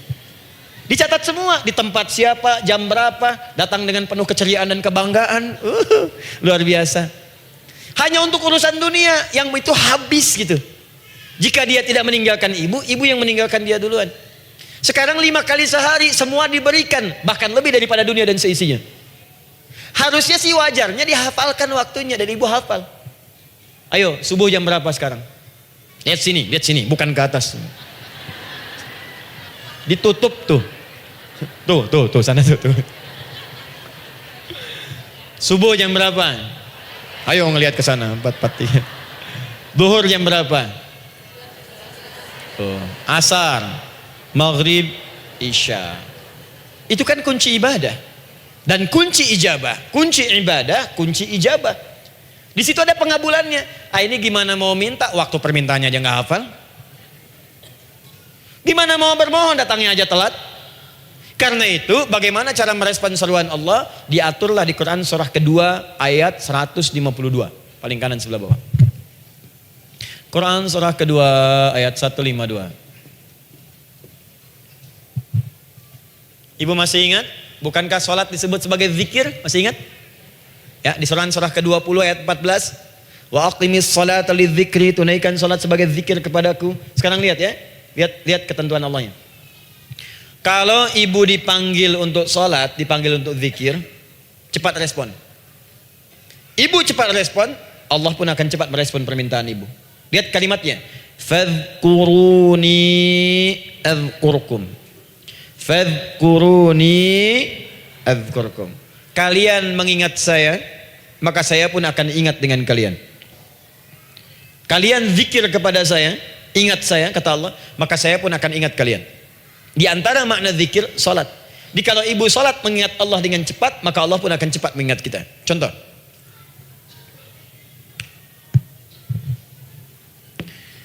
Saya ambil waktu subuh misalnya.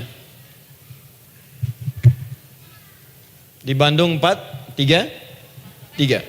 4:43. Oh, lihat kesan lagi terjadi perbedaan pendapat, ya. Ada yang 4:33, ada yang 4:34, ada yang 4:35 dan seterusnya. Yang ambil tengah-tengah lah, 4:35 misalnya. Orang 4:35. Lihat sini, fokus. Allahu Akbar, Allahu Akbar. 4:35. Dipanggil salat, diseru. Kan tadi rumusnya di Quran surah 2 ayat 186. Faliyastajibuli. Kalau diseru cepat jawab, gitu kan? Nah, terus diseru 4:35 adzan. Allahu Akbar, Allahu Akbar. Begitu diseru, ibu langsung datang. Ya Allah, sudah adzan, seruan nih, saya siap-siap, saya ingin minta sesuatu. Nah, orang yang datang saat dia diseru Allah, dia pun datang kemudian untuk menyerunya, maka Allah pun akan menjawab apa yang ia mohonkan saat ia bermohon kepadanya. Perhatikan, dipanggil oleh Allah lewat suara muadzin, Allahu Akbar, dia merespon cepat, siap salat. Maka dia pun ketika memanggil Allah, seketika Allah pun akan jawab padanya. Sesuai dengan kadar responnya. Dipanggil saat itu, dia menjawab. Maka Allah pun akan ingat kepadanya hanya saat dia memanggil saja.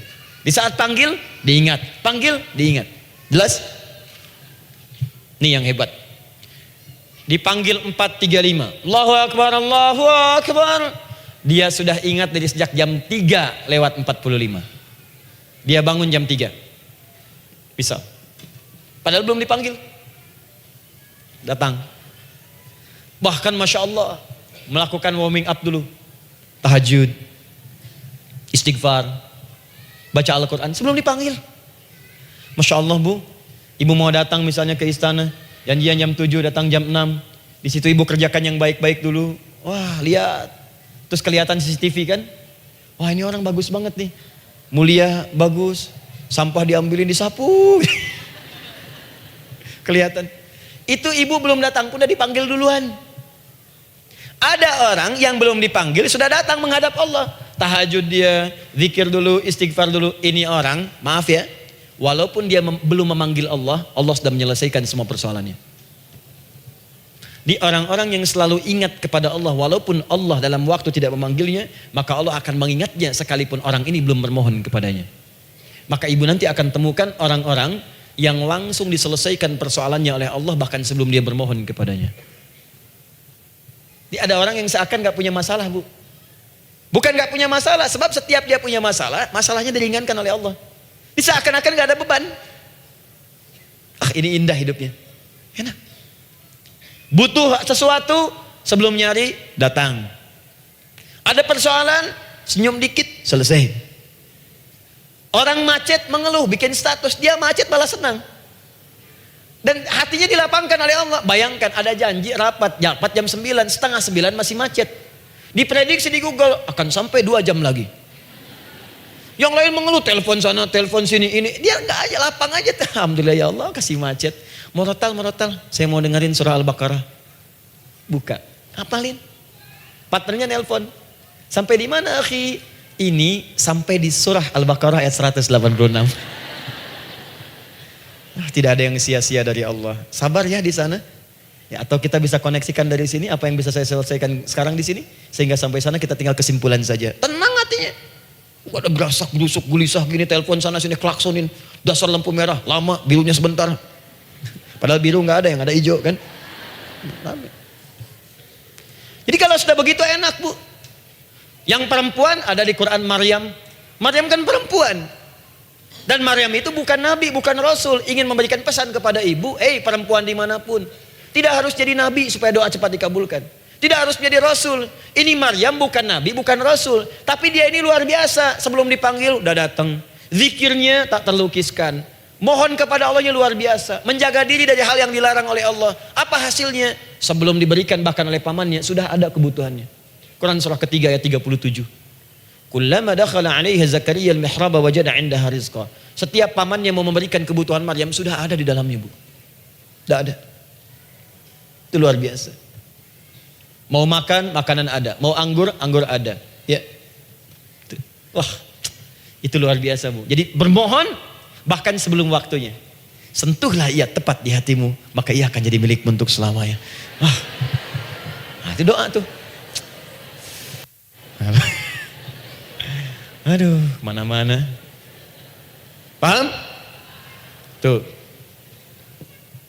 Jadi kalau yang standar-standar saja itu biasa. Maka datang sebelum waktunya. Datang. Atau datang pas dipanggil, standar. Jadi kalau 4.35 adzan, Allahu Akbar, Allahu Akbar. Ibu bangun, siap sholat, siap sholat. Itu standar. Yang dulu bahagia. Naikin lagi levelnya. Yang celaka itu ya ini nih. Dipanggil 4.35, baru bangun 5.34.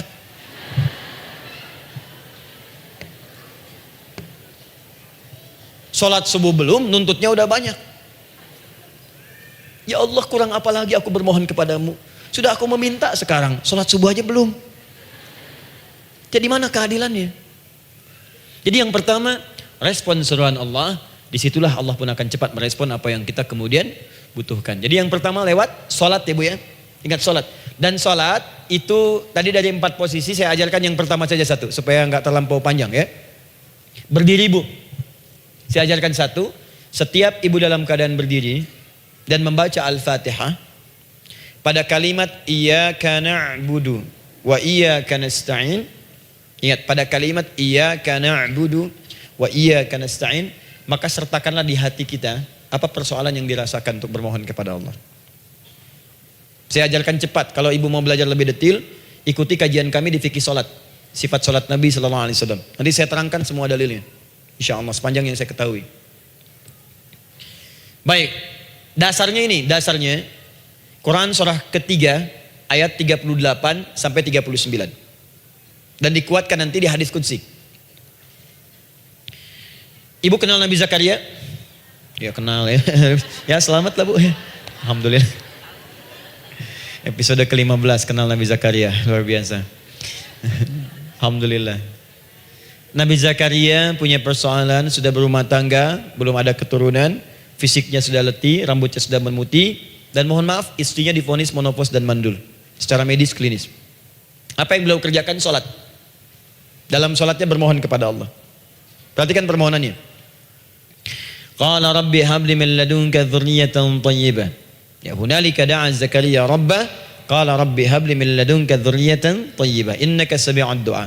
Ya Allah, aku bermohon kepadamu, anugerahkan aku keturunan. Semua mengatakan aku enggak mungkin punya keturunan. Hanya Engkau yang tidak punya batas dalam pemberian. engkau pasti mendengar doa saya. Kalau pada yang maha mendengar tidak mengabulkan juga, lantas kepada siapa lagi aku mesti memohon? Doa ini dipanjatkan oleh beliau dalam keadaan sholat. Sedang berdiri dalam sholatnya. Jadi ibu maaf ya, tolong jangan salah berpikir. Semua nabi dan rasul, orang soleh sebelumnya itu sholat. Cuma kita lebih sempurna gerakan dan jumlahnya, sempurna. Orang dulu sholat. Nabi Musa sholat, Quran surah 20 ayat 14. Nabi Isa sholat, Quran surah 19 ayat 31 sampai 33. Nabi Ismail sholat, Quran surah 19 ayat ke-55. Semua sholat. Sholat. Nabi Zakaria saat punya masalah, sholat. Dalam berdirinya minta dalam sholatnya. Dari mana Ustadz tahunya beliau minta dalam berdiri dalam sholat? Ayat 39 ya baca. Quran surah ketiga ayat 39. Fanadatul malaika, maka doanya itu dijawab oleh Allah. Datang malaikat menyampaikan jawaban. Wa huwa qaimun yusalli fil mihrab. Sedangkan beliau masih berdiri dalam sholatnya di mihrab. Masih berdiri dalam sholat. Sholat. Di dalam sholat itu minta. Makanya semua bacaan sholat itu permintaan isinya. Dan dikabulkan oleh Allah. Anallaha yubashshiruka bi Yahya. Allah kasih kabar gembira, engkau akan punya anak, langsung namanya dari Allah Yahya. Artinya hidup yang mustahil menurut manusia. Lahir dari rahim seorang perempuan yang divonis monopos dan mandul menurut medis. Kata Allah tidak ada yang mustahil bagiku. Lahir dan hidup dia, Yahya. Kapan terjadinya? Sedang sholat. Kapan saat sholatnya? Berdiri. Nah yang paling menarik bu, umatnya Nabi Muhammad SAW ditunggu oleh Allah 5 kali dalam sehari. Dan dimintakan sebelum sholat untuk menyiapkan permohonannya. Maka turunlah Quran surah kedua ayat ke-45. Ibu lihat ayatnya. Wasta'inu bis-sabri was-salah. Bahkan ditegaskan lagi. Di Quran surah kedua ayat 153. Paling kanan sebelah bawah. Ya ayyuhalladzina amanu ista'inu bis-sabri was-salah. Yang pertama nggak pakai panggilan iman. Wasta'inu, kata Allah, hei, kalau kamu punya masalah, jangan mengeluh, jangan berkeluh kesah, jangan terlampau banyak gelisah, cepat siapkan dirimu untuk menunaikan sholat. Siapkan permohonanmu, minta kepada aku lewat sholat. Kalau belum yakin, disebutkan imannya. Ya ayyuhalladzina amanu, hei orang-orang yang masih merasa punya iman, katanya punya iman. Jadi kalau ibu nggak mau minta lewat sholat, dipertanyakan imannya. Kamu punya iman nggak? Kata Allah, yakin nggak dengan saya? Kalau punya masalah jangan mengeluh. Datang pada saya minta lewat sholat, saya panggil sholat minta. Kalau masih merasa punya iman, tuh, iman kita tuh dipertaruhkan di situ. Nah sekarang saya berikan rumus bahasanya. Allah memanggil kita dengan bentuk jama, perintah jama. Wasta'inu, wasta'inu. Itu bentuk perintah. Wasta'inu, bentuk perintah.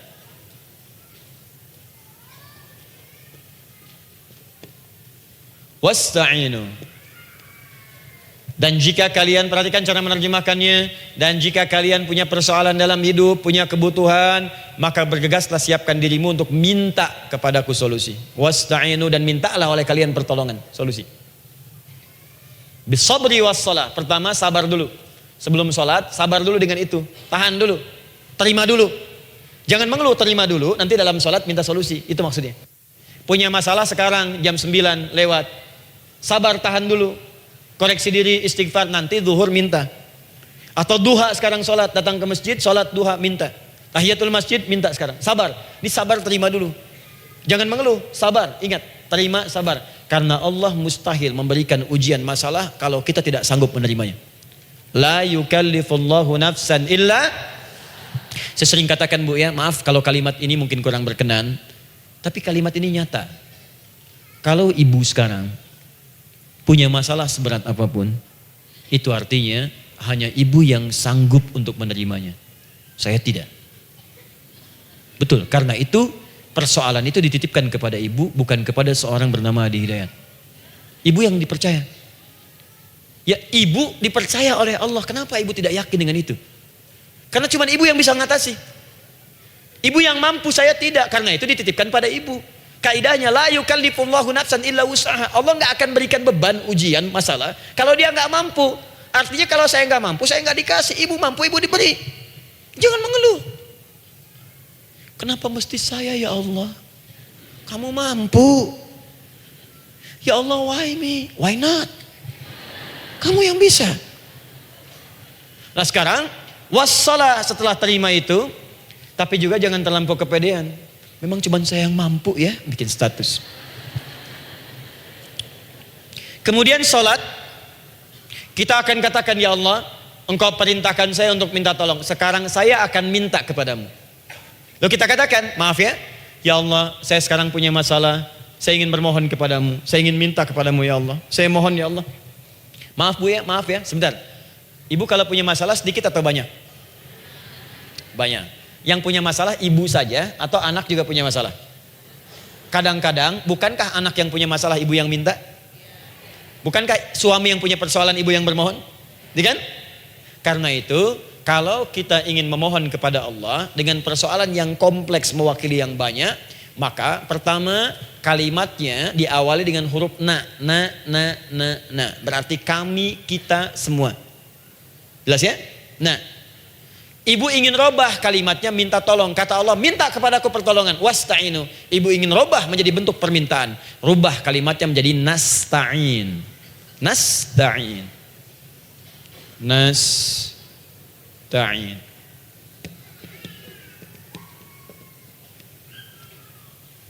Wasta'inu nasta'in.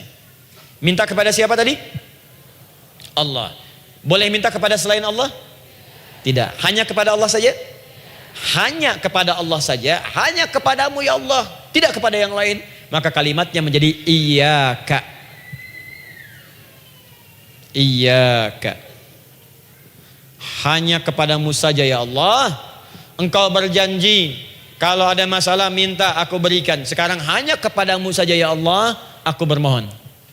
Maka kalimatnya namanya iyyaka nasta'in. Sekarang saya tanya kepada ibu, apakah dalam sholat ibu membaca kalimat iyyaka nasta'in? Tuh. Saya mau tanya, ibu bacanya saat ruku atau saat sujud? Berdiri. Gak ada orang ruku baca kalimat ini. Allahu Akbar, iyyaka na'budu wa iyyaka nasta'in. Berdiri. Iyyaka na'budu wa sekarang saya bacakan hadis qudsinya. Tersambung dari Nabi sallallahu alaihi wasallam. Qala Rasulullah sallallahu alaihi wasallam, qala Allah azza wa jalla. Allah langsung yang berfirman lewat hadis qudsi. Perhatikan bahasanya. Qasamtu shalah baini wa baina 'abdi. Saya bagi dalam salat itu dua bagian, antara hak aku dan hak hambaku. Wali 'abdi ma sa'ala. Dan jika benar hambaku menunaikan kewajibannya dengan baik, menjaga hak-hak aku, maka pada saat itu apapun yang dia minta dalam salat aku akan berikan. Apapun. Kapan itu terjadi? Perhatikan kalimatnya. Idza qala al-'abdu, kalau hamba mulai membaca dalam salatnya, alhamdulillahi rabbil alamin. Alhamdulillahi rabbil alamin. Qala Allah azza wa jalla, seketika Allah menjawab, hamadani 'abdi, hambaku sedang memujiku. Ibu ingat baik-baik Bu ya. Ingat baik-baik. Setiap ibu baca Al-Fatihah dalam salat itu Allah memperhatikan dan menjawab bacaan ibu. Tadi masih ingat ketika saya katakan wa idza sa'alaka 'ibadi anni fa inni qarib, Allah itu dekat. Ya. Wa idza qala al-'abdu ar-rahmanir rahim, kalau hamba melanjutkan ar-rahmanir rahim, qala Allah azza wa jalla, Allah langsung menjawab athna 'alayya 'abdi, hambaku sedang menyanjungku.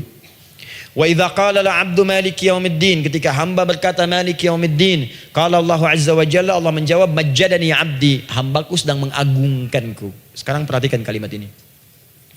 Wa idza qala al-'abdu, jika seorang hamba berkata iyyaka na'budu wa iyyaka nasta'in, ya Allah, sekarang hamba salat ibadah atas perintahmu. Dan hamba minta ya Allah, hamba punya masalah, hamba punya persoalan dan kau janjikan minta dalam salat. Qala Allah azza wa jalla, Allah jawab, hadza baini wa baina 'abdi, inilah perjanjian aku dengan hambaku. Wali 'abdi, kalau hambaku benar salatnya sampai bacaan ini, masalah apapun yang dia minta sekarang aku akan kabulkan. Dalam berdiri. Cuman sayang, kadang-kadang dalam keadaan ini banyak yang tidak minta. Maka caranya saya sampaikan yang pertama, kalau ibu sudah sampai ke bacaan ini, iyyaka na'budu wa iyyaka nasta'in, sertakanlah dalam hati ibu. Gak usah dilafadzkan. Sertakan ibu punya masalah apa. Atau secara umum minta solusi. Minta. Nabi itu kalau sholat, Nabi SAW kalau sholat, Itu kalau baca ayat-ayat Quran, itu seringkali berhenti, Bu. Sering berhenti. Kalau dalam ayat doa, beliau berhenti, mohonkan dengan baik. Kalau ayat-ayat surga, minta supaya umatnya ke surga. Ayat-ayat neraka, mohon supaya umatnya dibebaskan dari neraka. Minta. Kesaksiannya banyak. Hudzaifah al-Yamani pernah sholat di belakang Nabi, begitu. Abdullah bin Mas'ud radhiyallahu ta'ala anhu sholat di belakang Nabi, begitu. Ubay bin Ka'ab radhiyallahu ta'ala anhu sholat di belakang Nabi, begitu. Di kesaksian mereka sama semua. Makanya seringkali itu nggak sadar, enak sholat dengan Nabi itu. Nyaman. Kalau baca ayat surga seakan-akan pengen cepat ke surga. Kalau baca ayat doa berdoa, jadi nggak sadar. Rakaat pertama 100 ayat aja Al-Baqarah. Ya, kadang-kadang lewat ke Ali Imran. Pernah rekornya 5 juz 4 halaman, An-Nisa ayat 176 baru berhenti. Ya walaupun besoknya nggak pada ikutan lagi. Ya, karena merasa ini kapan rukunya gitu, sekarang atau nanti, sekarang atau nanti. Tapi enak. Nah, saya ajarkan satu hal, kalau kita sampai pada bacaan Al-Fatihah tadi, jeda sejenak, Bu, rasakan itu, minta. Minta. Setelah itu Allah ajarkan satu lafaz, kalau lafaz ini benar dibacakan oleh Ibu, benar dibacakan, maka seketika doa akan dijawab. Langsung dikabulkan. Apa bacaan itu? Nanti dalam pelajaran selanjutnya kita akan bahas ya, insya Allah. Masih ada waktu? Oh ya, kalau masih kita bahas ya. Masih. Ada sesi mau jawab pertanyaan dulu, diskusi dulu, atau saya teruskan sebentar? Teruskan ya. Baik, kalau kita sampai jam 10, saya jeda sampai ke 9.45. Jadi 15 menitnya kita bisa diskusi ya. Baik. Apa lafaz yang kita bisa mohonkan? Teruskan ayatnya. Ihdinas siratal mustaqim. Ihdinas siratal mustaqim. Ihdinas siratal mustaqim. Ini Bu, nanti Ibu lihat dalam kajian tafsir yang kami sampaikan, juga dalam kajian fikih salat saya bahas dengan detail. Di sini singkat saja, singkat padat. Ihdina itu, ya Allah berikan kami hidayah, berikan kami jalan, berikan kami petunjuk, tunjukkan kami jalan yang lurus. Kalimat ihdina asalnya dari kata hidayah. Hidayah, jamaknya hudan. Ihdina, berikan kami hidayah, berikan kami hudan. Kalau tunjukkan kami jalan yang lurus, itu terjemahan Bu. Terjemahan. Kalau Ibu ingin makna tafsir per huruf, per kalimat, bahkan per harokat, itu semua ada maknanya. Karena semua kalimat Quran itu mukjizat. Ihdina dari kata hidayah, hudan, berikan kami hidayah. Hidayah dalam bahasa Arab itu banyak maknanya. Bisa solusi dari semua persoalan. Bisa jalan menuju kemudahan. Bisa kesuksesan. Bisa petunjuk, banyak. Kalau dikumpulkan namanya hudan. Hudan. Makanya Al-Quran disebut hudan, karena di Quran ada semua. Solusi ada, petunjuk ada, kemudahan ada. Dzalikal kitabu la raiba fi hudal. Al-Quran hudan. Syahrul Ramadan alladzi unzila fihi al-Quran hudan linnas. Isi Quran semua hudan. Di situ ada solusi. Di situ ada petunjuk. Di situ ada kemudahan. Kalau kita ingin minta semua itu, kalimatnya dikatakan fi'il amr lit talab, permohonan dalam bentuk kalimat permintaan. Ihdina, berikan kepada kami hudan. Kalau sudah mengatakan ihdina artinya minta solusi, minta kemudahan, minta petunjuk. Jadi ketika Ibu mengucapkan kalimat ihdinas siratal mustaqim, itu artinya ya Allah berikan kepada kami solusi dari masalah yang sedang saya hadapi. Berikan petunjuk dari persoalan yang sedang saya jalani. Berikan kemudahan ya Allah dari kesulitan yang tengah saya hadapi. As-siratal mustaqim, yang lurus, yang gampang. Karena jalan yang gampang itu lurus, gak berkelok Bu. Langsung ke tujuan. Saya mau ke sini jalannya belok-belok, gak langsung kan gak enak. Ibu mau ke satu undangan, jalannya belok sini, belok sini, belok sini, belok sini. Kelokan 9, kelokan 7, kelokan 8. Ya. Kan rasanya berliku. Ibu ingin mendapatkan solusi tapi dilempar-lempar ke sini dulu berkelok, sini dulu, sini dulu, sini dulu. Kenapa nggak Ibu lurus dapatkan langsung? Dalam bahasa Arab, apalagi kalimat yang fasih, mendapatkan sesuatu dengan gampang, dengan mudah, as-siratal mustaqim, lurus ke tujuan, cepat, mudah. Apalagi ke surga nanti, tunjukkan kami jalan yang lurus, yang benar, hak dari Allah dan mudah didapatkan. Itu maksudnya. Ini bukan sekedar tunjukkan jalan yang lurus, solusi yang mudah, yang gampang, yang cepat. Paham di sini ya? Seperti orang-orang dulu mendapatkannya. Siratal ladzina an'amta 'alaihim. Seperti orang dulu mendapatkan semua kenikmatan ketika mereka bermohon kepadamu ya Allah. Siapa mereka? Ada 4 golongan disebutkan di Quran surah keempat ayat 69. Ada para nabi, orang-orang jujur siddiqin, para syuhada dan orang-orang soleh. Ya, wa may yuti'illaha wa rasul fa ulaika ma'al ladzina an'ama Allahu 'alaihim minan nabiyyina was-siddiqina wasyuhada was-shalihin.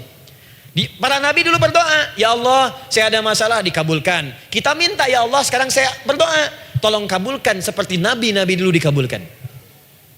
Nabi Ayub sakit, berdoa dikabulkan. Kita sakit, dikabulkan. Nabi Ibrahim ada ujian, dikabulkan. Nabi Ibrahim punya ujian dengan anak, kita ada ujian dengan anak, minta dikabulkan. Anak-anak berselisih, ada yang dendam, yang iri, seperti anaknya Nabi Yakub. Nabi Yakub berdoa dikabulkan, kita minta dikabulkan. Ada syuhada, berdoa dikabulkan, kita minta dikabulkan. Orang soleh berdoa, minta dikabulkan, kita minta dikabulkan. Ya Allah, seperti Engkau kabulkan doa orang-orang dulu yang melahirkan nikmat, mohon kabulkan kami yang minta sekarang dan mendapatkan kenikmatan itu. Itu maksudnya. Ya, siratal ladzina an'amta 'alaihim. Siapa an'amta 'alaihim di sini? Ulaikal ladzina an'amallahu 'alaihim. Sama persis kalimatnya. Minan nabiyyina was-siddiqina wasyuhada'i was-shalihin.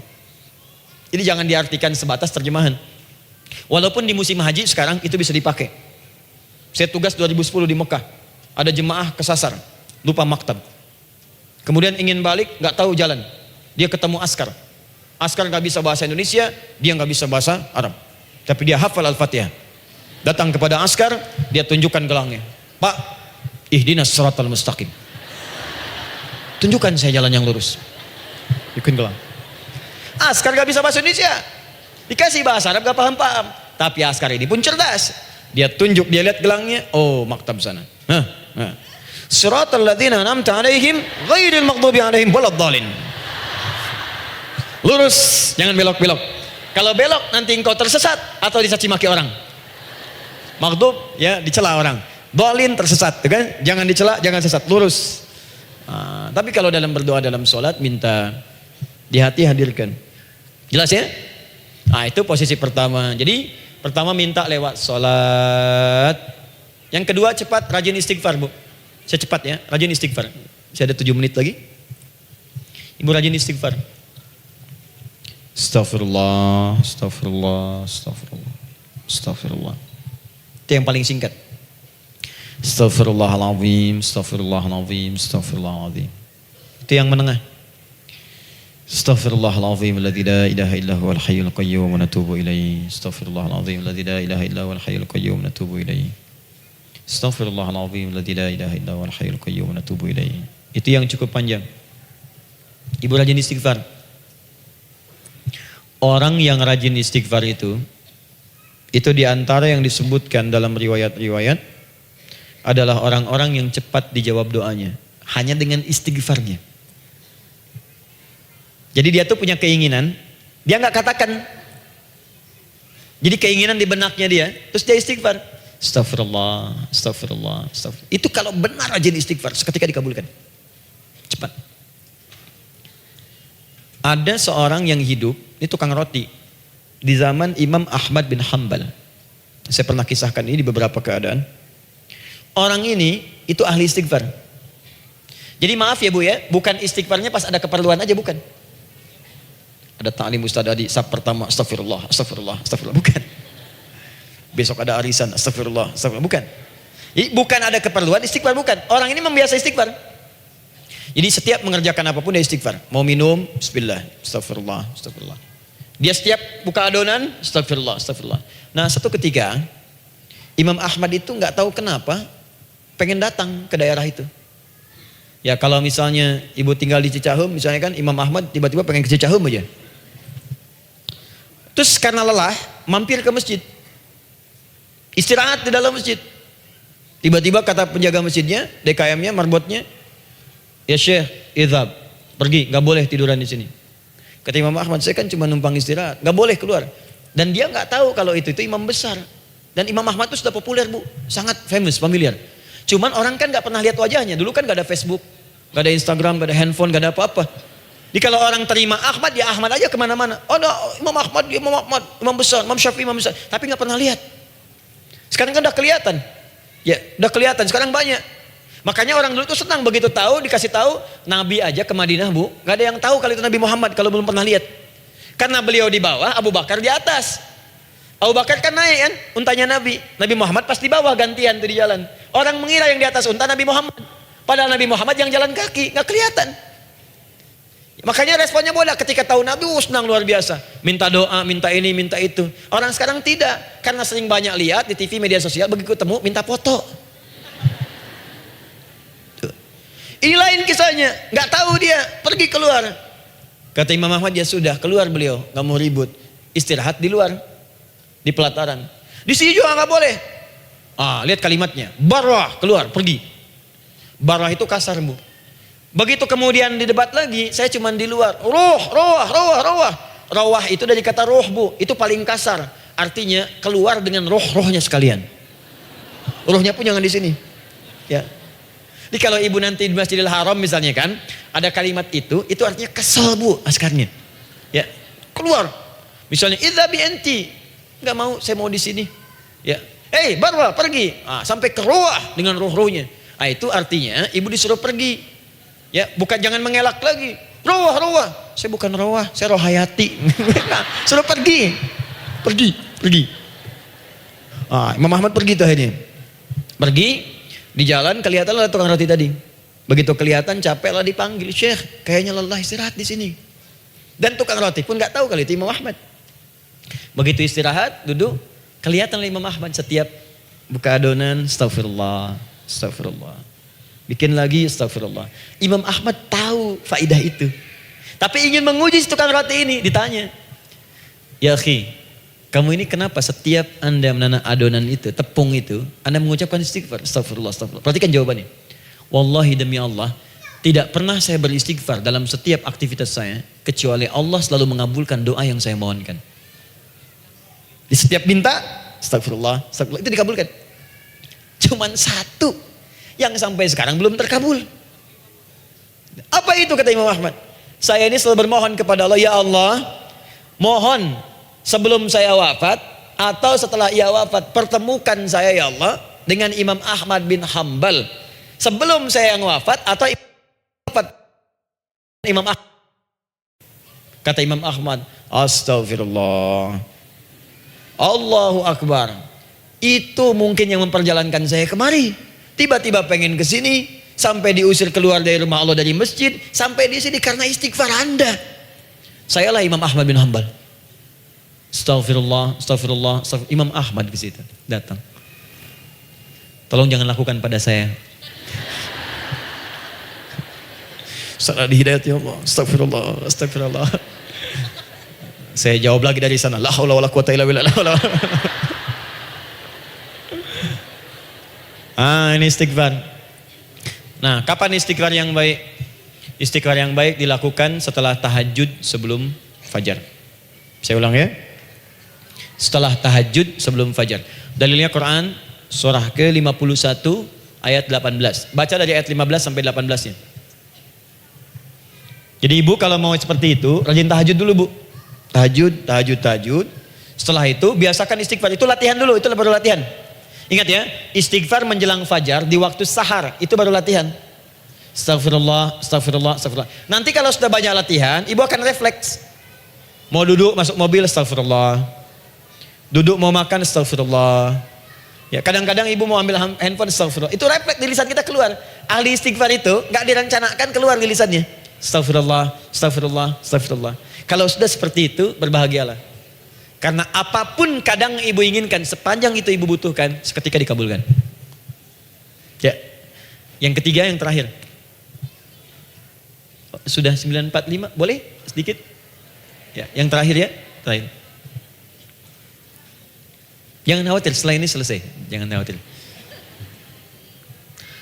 Yang ketiga, ini amalan yang paling dahsyat. Jadi yang pertama minta dikabulkan. Yang kedua baru istighfar dikabulkan. Yang ketiga nggak ngapa-ngapain dijawab. Tuh. Artinya baru terbersit, ada keinginan jawab seketika.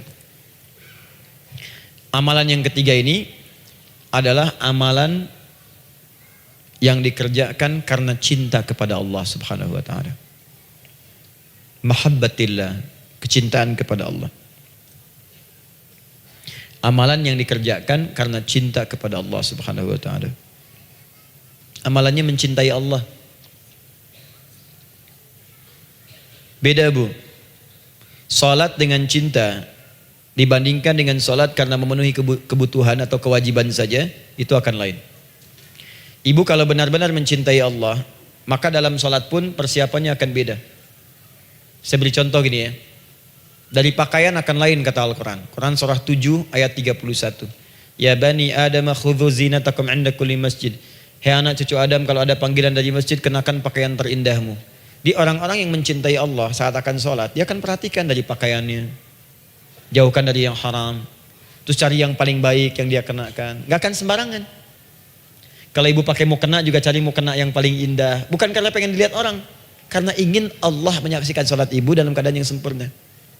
Wudu tuh hati-hati gitu. Quran surah ke-5 ayat ke-6. Ya ayyuhalladzina amanu idza qumtum ila shalah faghsilu wujuhakum wa aydiyakum ilal marafiq wamsahu bi ru'usikum wa arjulakum ilal ka'bain. Jika ada orang beriman mencintai Allah, mau salat, dia mau wudu, wudunya enggak akan sembarangan, Bu. Cuman basuh. Ya, bagian kepala juga harusnya kepala, dia rambut, takut selesai. Sampai ke kaki cuma disodorkan di keran, beres. Itu sih anak kecil juga bisa. Orang ini lain. Dia akan pelan-pelan dilihat secara sempurna. Hati-hati, kerjakan karena Allah, karena ingin baik. Kalau orang sholat hanya kebutuhan saja, maka yang penting dia takbir sampai salam selesai. Tapi ini tidak. Dia akan pelajari bagaimana Nabi mengajarkan sholat yang benar. Bagaimana bacaan saya benar. Dia belajar ngaji supaya benar bacaan Fatihahnya. Dia belajar dengan baik supaya khusyuk di dalam sholatnya. Dia pahami satu-satu. Apa artinya Allahu Akbar, apa artinya Subhana Rabbiyal Azim, apa artinya Subhana Rabbiyal A'la, apa artinya Sami Allahu liman hamidah. Dipahami.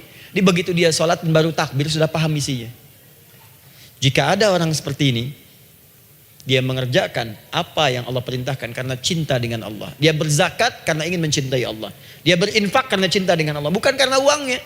Pokoknya kalau orang cinta itu, Bu, setiap pecinta dia akan memberikan apapun pada yang dicintai. Walaupun tadi minta. Dan pecinta itu sifatnya, kalau yang dicintainya senang sesuatu, akan otomatis ikut senang.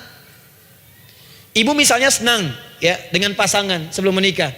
Pasangan senang kucing, ibu akan terpaksa senang kucing. Ibu cinta dengan anak, semua akan diikuti apa yang diinginkan. Seperti itu, cinta itu butuh pembuktian. Karena itu sering saya katakan pada akhwat ya yang belum menikah, yang masih muda-muda belum menikah, cinta itu butuh pembuktian. Jadi jangan percaya kalau ada orang yang bicara di lisannya gak ada buktinya. Aku akan seperti Dilan membawamu dalam motorku. Katakan padanya, aku tak butuh dengan rayuan kata-katamu. Itu hanya angin surga. Yang kubutuhkan, tuliskan namaku di buku nikah kita. Wah, catat. Itu caranya. Main ke Taman Dilan, cuman boncengan. Seakan dunia milik berdua, yang lain gak ada. Gombal. Udah ya? Jelas? Jadi amalan yang ketiga ini kerjakan karena Allah. Saya mau contohkan satu. Ibu pernah dengar Imam Malik bin Anas? Pernah ya? Gurunya Al-Imam Asy-Syafi'i, Imam Malik bin Anas, lahir di kisaran tahun 94-95 Hijrah. Siap Kang Dan? Baik, ini terakhir nih saya tutup nih. Benar-benar terakhir, betul-betul. 10 menit lagi kalau ada nanti tanya jawab sedikit. Imam Malik ini, Bu, itu Masya Allah, saking cinta pada Allah dan Rasul, itu tidak pernah, jangankan sholat, dalam beliau memberikan fatwa pun akan mencari pakaian yang paling bagus, paling indah. Dan beliau menjaga adab dalam menyampaikan kalimat Nabi pun itu luar biasa. Sampai satu kali pernah pakai jubah bagus, indah, ada lebah menyengat di kepalanya, sedang menyampaikan hadis, saking hormatnya terhadap hadis Nabi, lebah itu dibiarkan menyengatnya. Enggak mau memutus kalimat Nabi, hadis Nabi, hanya untuk mengusir lebah, dibiarkan sampai tersengat. Apa yang Allah berikan kepada beliau? Allahu Akbar. Satu kali singkat berdiskusi dengan muridnya Al-Imam Asy-Syafi'i. Kata Al-Imam Asy-Syafi'i, ya guru, setahu saya rizki itu dicari dulu baru dikasih. Imam Malik lebih tinggi ilmunya pada saat itu. Beliau tahu ada 8 jenis rizki. Ya Syafi'i, ada rizki yang tidak perlu dicari, Allah berikan. Wah, berdebat tuh sampai berpisah. Setelah itu secara singkat Imam Asy-Syafi'i lewat di kebun anggur sedang panen anggur besar. Tiba-tiba tergerak untuk membantu, datang ke situ bantu.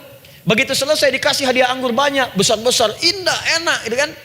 Ketika diberi itu langsung senang beliau. Bukan karena anggurnya, karena merasa pendapatnya benar.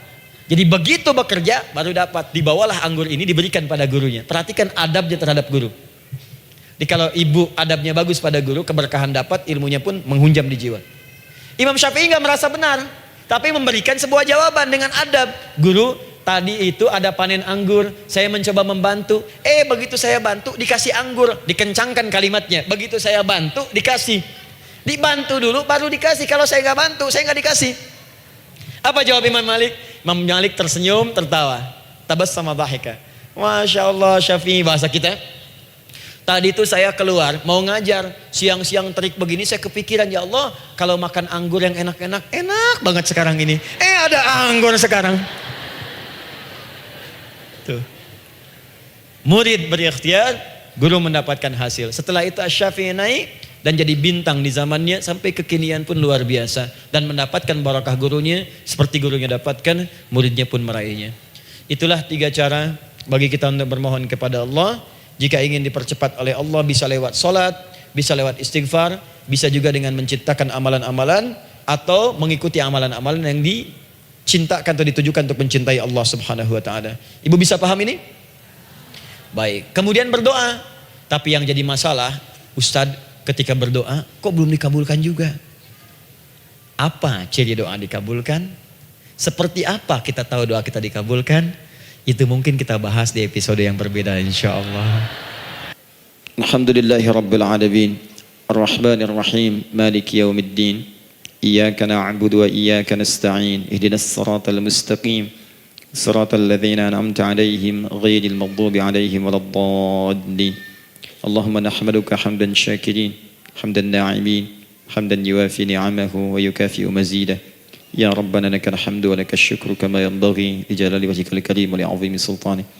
Allahumma salli wa sallim barik ala rasulikal karim nabiyyikal amin sayyidina Muhammadin wa ala alihi wa sahbihi wa ummatihi ila yaumiddin. Allahumma rabbana yal ghafur rahim la tada' lana fi maqamina hadha fi kulli maqamin dhanban illa ghafartah. Duhai Allah, kami bermohon kepadamu, Engkau yang Maha Pengampun, Engkau yang Maha Penghapus segala dosa. Kami mengakui kami berbuat salah. Kami mengakui banyak dosa kami kumpulkan. Maka kami mohon kepadamu ya Allah, jangan biarkan ada satu orang pun berada di sekitaran majlis ta'lim ini, kecuali sebelum ia pulang Engkau telah ampuni segala dosa-dosanya. Engkau telah gugurkan dan hapuskan segala dosa-dosanya. Wala hamman illa farajtah. Ya Allah, jika ada satu orang pun di antara jamaah saat ini yang merasakan kegelisahan dalam hatinya, jangan biarkan dia meninggalkan area majlis ta'lim ini, kecuali Engkau telah tenangkan keadaan hatinya. Allahumma wala maridan illa syafaitah. Jika ada di antara kami yang tengah Engkau uji dengan penyakit seberat apapun, maka mohon angkat dan sembuhkan segala penyakitnya. Allahumma wala dainan illa qadaitah. Ya Allah, jika ada di antara kami yang berat hidupnya karena lilitan utang piutang, terjebak riba dan sejenisnya, maka mohon ya Allah dengan keikhlasan amalannya, mohon angkat dan berikan rizki terlimpah kepada yang untuk melunasi utang-utang dan terbebas dari lilitan riba dan semacamnya. Allahumma ya arhamar rahimin. Allahumma tubna ilaika min kullil ma'asi. Ya Allah, kami ingin memperbaiki diri kami. Kami bertobat dari segala maksiat yang pernah kami kerjakan. Allahumma asli ahwalana ma yuqarribuna ila ridhak. Ya Allah, kami bermohon kepadamu, mulai hari ini, mohon bimbing kami untuk memperbaiki diri, supaya kami bisa lebih dekat denganmu ya Allah. Allahumma asli azwajana. Ya Allah, kami mohon sayangi dan perbaiki ya Allah akhlak suami-suami kami. Ya Allah, mohon bimbing suami-suami kami jadi suami yang baik, membimbing keluarga menjadi keluarga yang saleh. Allahumma ya Allah, Allahumma arsyad wa aslih ya Allah azwajana, zawjatina. Ya Allah, demikian dengan istri-istri kami ya Allah. Jadikan mereka perempuan-perempuan yang salihah, bimbing menjadi ibu-ibu yang baik. Allahumma abnana, auladana, dzurriyyatina. Allahumma aslih lahum ya arhamar rahimin liyakunu salihin, liyakunu su'ada fid dunya wal akhirah. Ya Allah, anak-anak kami, cucu-cucu kami khawatir berpisah dengan mereka di akhirat nanti. Kami mohon ya Allah, jika memang ada maksiat yang mereka kerjakan karena dosa-dosa kami mohon ampun ya Allah. Perbaiki anak-anak kami, bimbing cucu-cucu kami ya Allah. Jadikan mereka anak-anak saleh, anak-anak yang bisa memberikan mahkota kepada kami di akhirat ya arhamar rahimin. Kami malu dengan anak orang lain yang telah hafal Al-Quran. Kami malu dengan anak orang lain yang telah mampu tahajud. Kami malu dengan anak orang lain yang telah bisa membaca Al-Quran dengan baik. Sedangkan anak kami masih sibuk dengan dunia ya Allah. Kami takut bila wafat tidak bisa memberikan petunjuk kepada mereka dengan izin-Mu. Allahumma ya arhamar rahimin. Allahumma idza kana hunalika baqiyati ayyamina faj'al baqiyata ayyamina ya Allah hayatan thayyibah. Duhai Allah, kami bermohon kepadamu, jika memang terbentang masa kehidupan bagi kami sampai dengan hari esok, maka mohon jadikan sisa-sisa hidup kami lebih baik daripada hari-hari yang sebelumnya. وإذا كان هذا اليوم من آخر أيامنا فاجعل يا الله هذا اليوم حسن الخاتمة. Ya Allah, kami mohon jika memang hari ini adalah hari terakhir kami hidup dan harus kembali kepadamu untuk wafat, mohon jadikan di hari ini kami husnul khatimah. Allahumma qawwi lisanana ila kulli kalimat at-tauhid la ilaha illallah Muhammadur Rasulullah. Ya Allah, kami mohon jika kelak kami akan wafat, ringankan lisan kami untuk mengucapkan kalimat tauhid la ilaha illallah Muhammadur Rasulullah. Wa ajib kalimatan bi qawlika ya ayyatuhan nafsul mutmainnah irji'i ila rabbika radiyatan mardiyah fadkhuli fi ibadi wadkhuli jannati. Ya Allah, kami mohon kelak nanti dalam sakaratul maut nanti, jika kami bermohon kepadamu dengan kalimat tauhid la ilaha illallah, mohon jawab kalimat kami ya Allah dengan panggilanmu yang indah. Ya ayyatuhan nafsul mutmainnah, hai jiwa yang sudah tenang, irji'i ila rabbika radiyatan mardiyah, hai cepat pulang menghadap kepada Rabbmu, hai cepat pulang menghadap kepada Rabbmu, hai cepat pulang menghadap kepada Rabbmu. Aku ridha dengan semua amalmu, engkau pun akan ridha dengan semua pemberianku. Adkhuli fi ibadi wadkhuli jannati, engkau aku masukkan dalam golongan hambaku, aku siapkan surga untuk menyambutmu. Allahumma ishtaqna bi Rasulillah sallallahu alaihi wasallam. Ya Allah, kami rindu sekali dengan Rasulullah sallallahu alaihi wasallam. Lam na'ish ma'ahu fil hayat wa lam narahu fil manam. Kami belum pernah hidup bersama beliau di dunia, tidak mampu menatapnya di alam mimpi. Maka mohon ya Allah, jangan biarkan kami berpisah dengan Rasulullah di akhirat nanti ya Rabbal Alamin. Jumpakan kami dengan Rasulullah di Taman Firdausmu yang paling indah. Allahumma ya arhamar rahimin, Allahumma rizqna yusra ya Allah likullil hujjaj. Ya Allah, anugerahkan kemudahan, kelapangan kepada para jemaah haji yang berhaji tahun ini ya arhamar rahimin. Allahumma taqabbal minhum ya Allah hajjahum, sa'yahum sa'yan mashkura, wa dhanbahum dhanban maghfura, wa tijaratahum tijaratan lan tabur. Ya Allah, jangan sia-siakan pengorbanan fisik mereka, biaya mereka, waktu mereka, tenaga mereka, emosi mereka. Terima haji mereka ya Allah. Jadikan sa'i mereka berhasil, tawaf mereka benar, jadikan seluruh manasik yang Engkau ridhai ya arhamar rahimin. Allahumma ya Allah, rizq rizqan hasanan tayyiban liyahujju kullu man lam yahujj ya arhamar rahimin. Ya Allah, bagi kawan-kawan kami, kerabat kami, saudara kami, tetangga kami yang belum berhaji, maka anugerahkan kemudahan bagi mereka untuk berhaji ya Allah. Anugerahkan kelapangan untuk berhaji ya Allah. Sekalipun memang tidak terbuka kesempatan itu, maka mohon anugerahkan sifat mabrur kepada kami sekalipun tidak mendapati ibadahnya. Allahumma ya arhamar rahimin, Allahumma rizqna ya Allah nikmatan salihah. Ya Allah, anugerahkan kepada kami nikmat untuk menjadi orang saleh di dunia dan kembali kepadamu di akhirat dalam keadaan saleh. Alhiqna bis salihin ma'al ladzina an'amta 'alaihim minan nabiyyina was-siddiqina wasyuhada was-salihin wa hasuna ulaika rafiqa. Ya Allah, kumpulkan kelak kami di surga dengan para nabi, orang-orang saleh, para syuhada, orang-orang yang benar di hadapanmu. Itulah nikmat terbaik yang mampu kami dapatkan. Allahumma ya Rabb, Allahumma aslih Allah qulubana, ati anfusana taqwaha, wa zakkiha anta khairu man zakkaha, anta waliyuha wa maulaha. Ya Allah, jika memang kami telah Engkau anggap baik sampai dengan pagi hari ini, maka mohon jaga kami dalam keadaan baik sampai wafat ya Allah. Berikan kami kekuatan untuk istiqamah, jauhkan kami dari pengaruh nafsu ya arhamar rahimin. Ya Allah, jika ada saat ini orang-orang yang menyakiti kami ya Allah, berkhianat kepada kami ya Allah, menzalimi kami, maka mohon ampuni dosa mereka ya Allah. Maafkan mereka ya Allah. Bimbing mereka untuk sadar dan bertobat ya Allah. Titipkan dalam jiwa kami sifat untuk saling menyayangi ya Allah. Titipkan dalam jiwa kami sifat untuk saling memaafkan ya Allah. Titipkan dalam jiwa kami sifat untuk bisa memperhatikan ya Allah. Allahumma ya Rabb, Rabbana atina fid dunya hasanah wa fil akhirati hasanah wa qina adzabannar. Bifadlika subhana rabbika rabbil izzati amma yasifun. Wassalamun alal mursalin wa akhiru da'wana alhamdulillahi rabbil alamin.